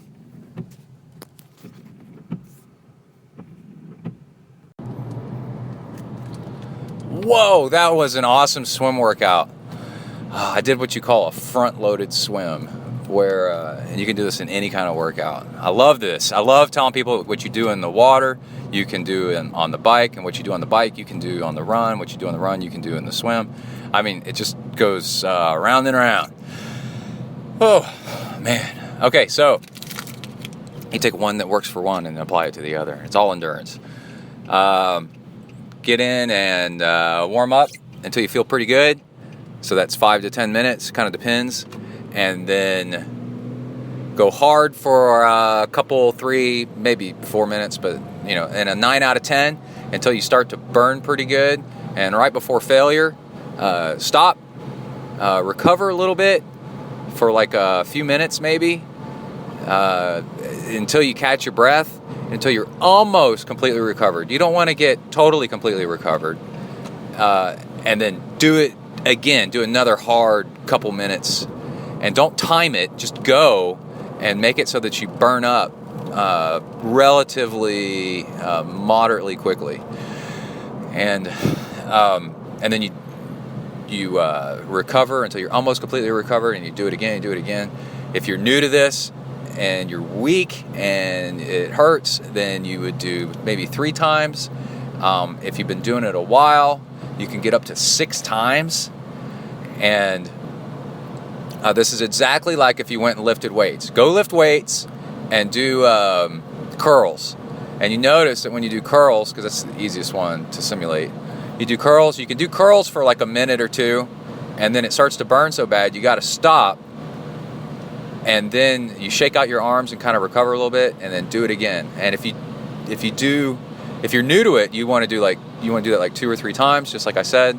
And after a while, after a couple weeks of that, you can do like up to 6 times, and your biceps get freaking strong. You get your biceps out, and huge, yeah, and just super strong. You start going up in weight, up in strength, like crazy. Well, you do the exact same thing in your workouts. And this is, instead of doing, a hard interval every 10 minutes and spacing it out over an hour, just do them all in a row, because you notice that if you recover too long between them, then you got to kind of start all over again. But if you only wait, just like if you were shaking out your arms lifting weights, if you wait only like just a short amount of time and kind of recover, then the next set burns really good, and then the next set burns even more. Then you'll notice you're done with 6 of them in about half an hour. Well, what do you do the rest of the hour? Now it's time to swim easy, or run easy, or bike easy, and just work on technique. If you do the hard stuff up front, you do it when you got lots of glycogen in the body, and you can really work the muscles really well, and that's when you're really stressing them, so you give them the most resources to improve. I'm going to move over so this guy can merge, and then if you do them later in your workout, you've kind of cut your workout off at the legs, the improving part. It's the intervals that's the improving part of strength. And strength is what makes the difference. And then you've done that work in the first part of the workout, the first half hour, and then you could go another half hour, 2 hours, 3 hours. You're doing a long workout, just going easy. And for the rest of that, you're just working on metabolic efficiency and just cruising along easy and working on technique and form and recovery. And it's nice, super, super nice.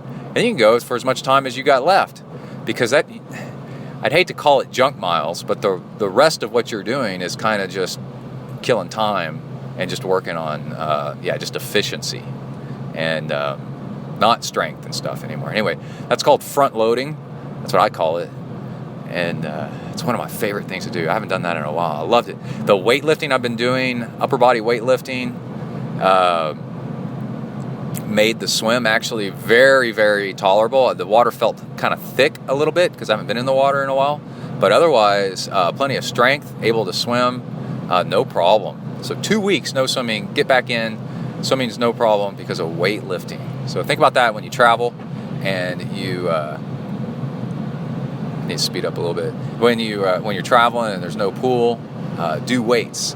So you do cable pulls, do lat pull downs, do some bench press or whatever, and do some deltoids where you lift weights up in the air sideways like you're flying, like a big bird, like a pterodactyl. All right, now I want to let you know about this podcast is brought to you by Amrita Bars. I got one right here in my hand. I can smell it. I've got a post-workout Amrita bar. They make actually ones that are specific for post-workout that are chocolate maca. I don't have one of those on me. I'm mad. But I do have mango coconut. And they're a date-based bar. They're chewy, and they've got chia seeds, which I love. Hold on, I'm going to try to put a piece of it in my mouth. Oh my God. Don't you wish you had one right now?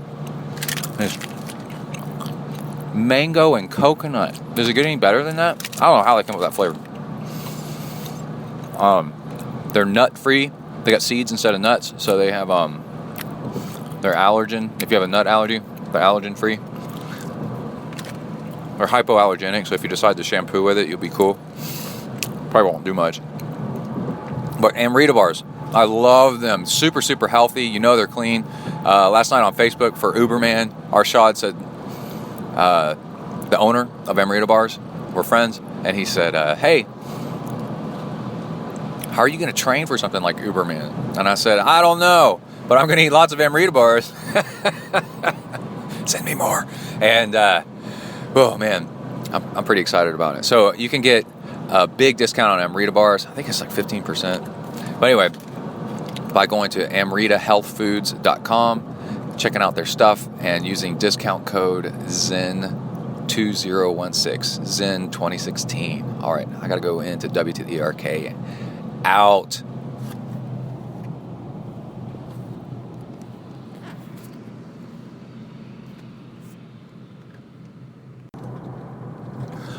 All right, it's Tuesday after time change, and I want to give a couple tips on how to deal with time change for next time around, next spring, when you have to deal with it, which hopefully, I was joking with somebody at work the other day, whatever presidential candidate says they'll eliminate time change, daylight savings time, that's who I'll vote for. I don't care about anything else. Just kidding. But that's how you feel when you're grumpy.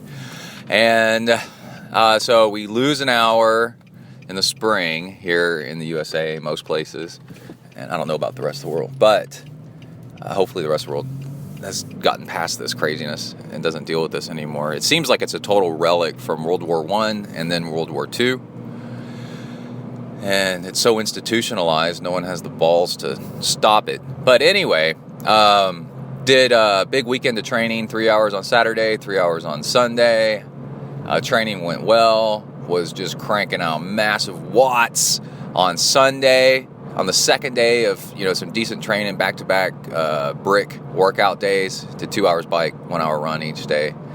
And my whole point is, got a lot of training load in there, working out nice nice and hard, nice and good, just sustained 3 hours continuous. And then you go to bed, and your plan the next day is, I'm going to get up and swim because, or your plan might be to get up and work out. Well, it's time change day, but this also works anytime when you've done a lot and then you wake up in the morning and it just doesn't seem to be working. And this is an overtraining and also overtraining avoidance and smart training technique. Is you get up, and I get up at 4:30 in the morning, but my body feels like it's 3:30. Got the big training load for the day before. My theory was going into the day, get up and see how I feel, right? Don't judge until you get there. It's a Zen thing. Don't judge ahead of time. It's a waste of your stress hormones. And don't pre-decide. And got up, felt okay-ish. We also went and saw Deadpool that night and had an anniversary dinner. ZenTri nurse and I have been together we've been married 18 years, together 22 maybe. And hey, there's a cyclist in the intersection. Is it a little kid or it's a lady? Go lady. And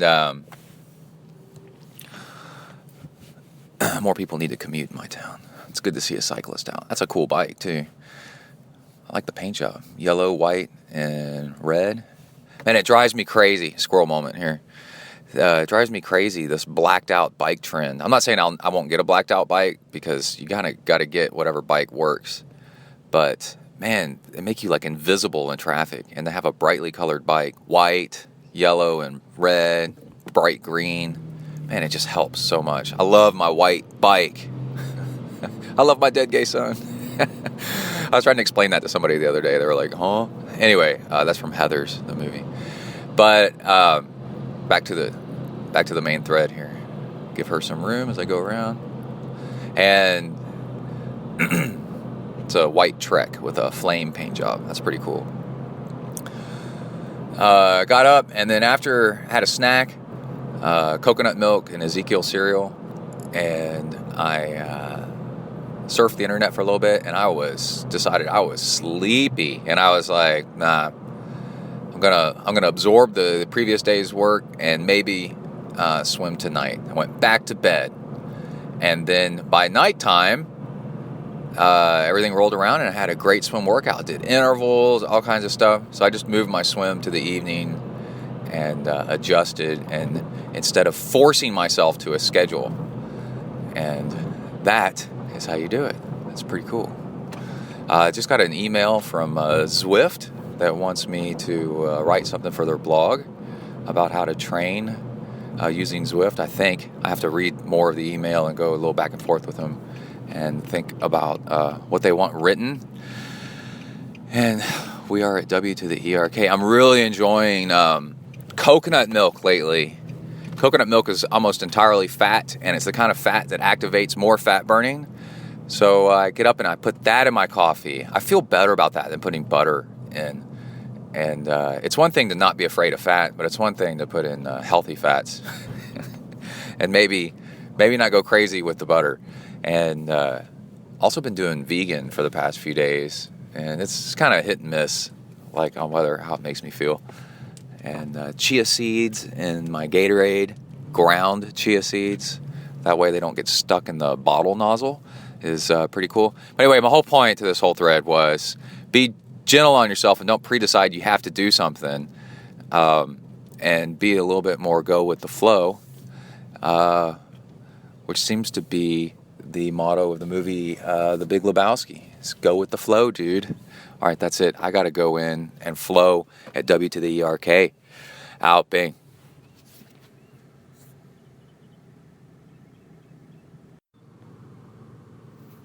All right, last entry. Let's go ahead and wrap up the show. Lots of cool stuff happened in the past few days.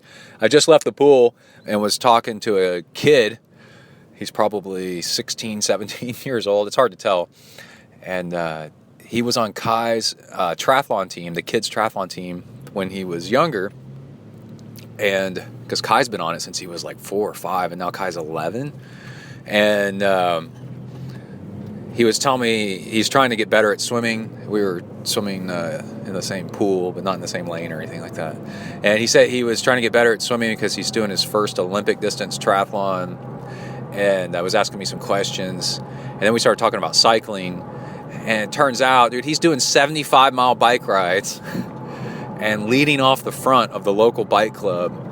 And he's actually owns like tons of KOMs, King of the Mountains, on Strava around town.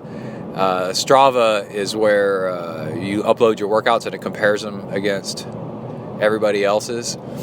And so you get an idea. So like there's sections like up a hill or for distance over miles, you know, kind of like between landmarks that people name, and then you compare yourself versus other people who is the fastest. And KOM is King of the Mountain, QOM is Queen of the Mountain, and turns out he's got King of the Mountain all over town over different segments on Strava. I was just like, holy crap. And it all comes from growing up riding a bike a lot, which definitely put your kids into this stuff, man. And so yeah, we were talking about this, that, and the other. That was pretty neat. And he wants to start riding with me because he just wants to start, I don't know, just wants to do longer self-sufficient stuff. And he was asking me, like, how far do you go? I was like, today I did like 2 hours and a 1 hour run. And he's like, oh, that's nice. And I'm like, oh, cool. What'd you do today? And he's like, 75 miles, which ended up being about 4 hours. I was like, what? I was trying to be modest with mine, and it turns out he's doing like double of what I was doing. And then turns out he's King of the Mountain on a whole bunch of stuff. I'm like, holy cow, I'm talking to a badass. But all of us can be badass, relatively speaking, if you just do it, man. You put in the work, make it a lifestyle. Okay, Strava, I promised I'd talk about, not Strava, Zwift, which is the video game where you ride your bike, and the mountain segments, the huge mountain that they've added, and how to ride it. So they added it on Friday. Gary started teasing me by text message saying, hey, you got to go ride this thing. It's killer. And sending me pictures of him riding it, because you can take snapshots of yourself riding the video game. It's pretty neat. Hold on, I got to take a bite of an apple. Because this is a real triathlon podcast, and we really eat. Because as triathletes, we take in calories.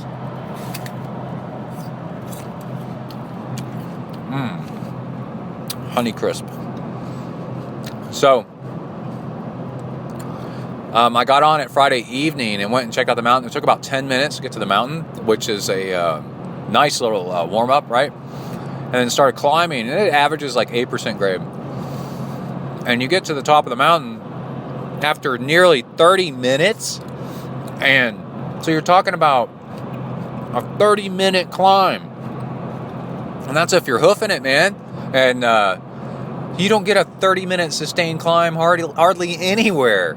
And the next thing is, once you get to the top of the mountain, there's an option to turn left and go up to the very top mountain peak, up to the radio tower, which is another 7 to 10 minutes. So you're talking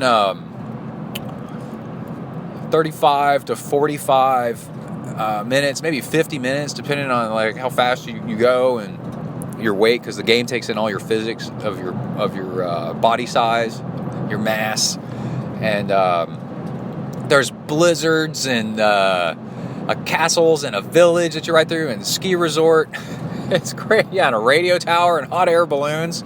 It's crazy, and it's awesome. And then you get to the top, and then you turn around. It takes 10 minutes, probably, maybe 5 to 10 minutes to bomb down the hill. And then it goes up over the mountain, and then it goes over the mountain to the other side, right? And then when you go down the other side, it's different scenery down the other side, and so then you can turn around when you get down. You can do a U-turn and come back up that other side if you want, and then you got a whole different scene going up it, coming back. Got a cop. Oh, man. You're really causing yourself some trouble. Little traffic situation here. And then... Oh, I don't want to go that way. by the time you climb the mountain and then come back down the other side, it is an hour, 55 minutes to an hour and 5 minutes, kind of, right? That's an hour on the trainer that I've spent, that just blew by, and it's intense. You're doing 30 to 40 minutes and like in sweet spot, almost your FTP, climbing that thing. Because if you don't climb hard enough, you don't go anywhere, right? So it's a self-induced motivation to climb, which is just awesome for training. The holy grail in training is 2 by 20 minutes at near FTP, kind of sweet spot, right? So you got about 40 minutes total of doing, pretty hard climbing. And this is 30 to 40 something minutes per, is it per climb? Yeah, 30 to 40 minutes per climb that you do this. So it's just amazing, absolutely amazing training. I can't recommend it enough. And then Saturday, so that was Friday night climbing it. So Saturday, I said, man, I've got 2 hours I want to train on the bike, and then I want to run an hour. And I'm going to climb over the mountain twice. I'm going to climb it over it and then down and then turn around and come back and climb up over it and again.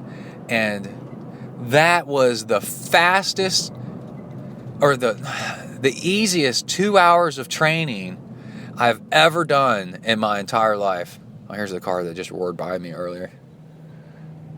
This guy's got issues.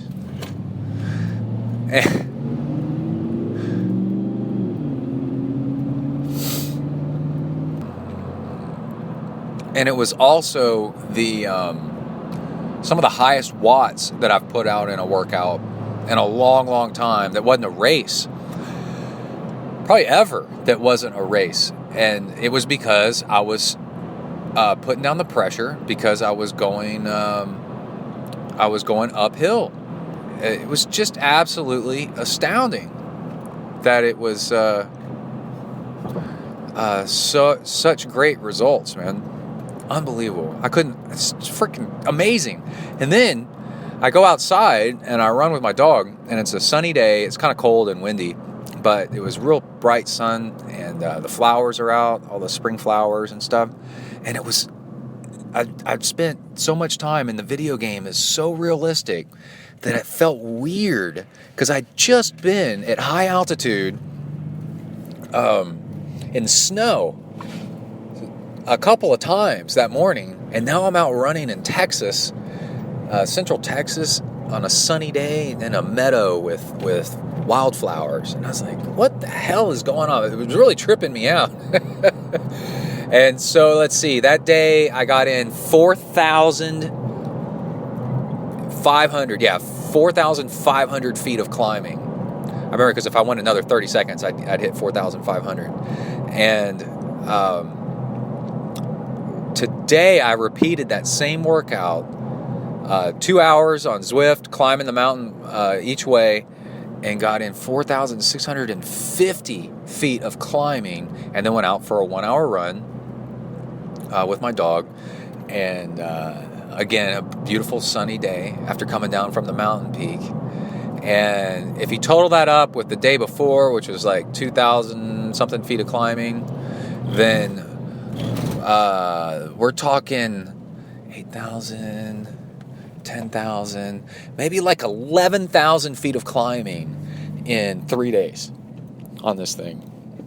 And so I'm just smitten, over the moon with this, especially because you get the long, sustained periods of climbing, and that is critical. And if you live in Boulder, if you visited Boulder, Colorado, which is the world-class American place to train in the United States, all the pros live in Boulder. There's a climb. I've done it myself. You go just north of Boulder, just a little bit, and then turn left and climb from Boulder, which is at, let's say, that starts kind of like 5,500 feet. And it climbs up to Ward, if you want, which is at 8,000 feet. So you're doing a 4,000 foot climb, right? It's pretty much nonstop. Well, basically, and it takes about 2 hours and change. And basically on Zwift, you can replicate that. You can climb 2,000 feet, do a 10-minute descent, and then climb 2,000 feet again. And basically, you've done what the pros have done, doing a monstrous sustained climb. And then, let's see, last time I swam was Friday, today's Sunday, so that's a day off on Saturday, and then go back to the pool today. And I was so motivated by the results of that resistance of climbing the trainer that I broke out my old trick, and I forgot where I learned this, but you can tie your feet together with a bandana and try to swim like that, and it is a mother trucker, dude. No joke. A couple times my feet hit the bottom of the pool because they're dragging. It is difficult to swim with your feet tied together. And so I warmed up 10 minutes and then did 20 minutes with my feet tied together, and then swam easy 10 minutes and then did another 20 minutes with my feet tied together. And it's a lot like riding uphill 20 minutes, but it's like swimming uphill 20 minutes each time. So yeah, 2 by 20 minutes at near threshold really works. I finished and my arms were sore, pumped up, it was really nice. So I'm stoked about that. All right, that's it for this episode. I want everybody to stay safe out there. I'd have to think too hard right now to tell you who next week's guest is. It'll be awesome, I'm sure. But a big shout out to all the sponsors. I got off the phone with Argon 18 early this week. I hope good things happen with that.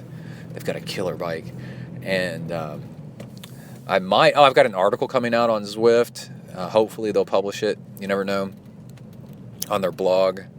And man, it'd be cool to get the guys from Zwift or Argon 18 Bike Company as upcoming guests on the show.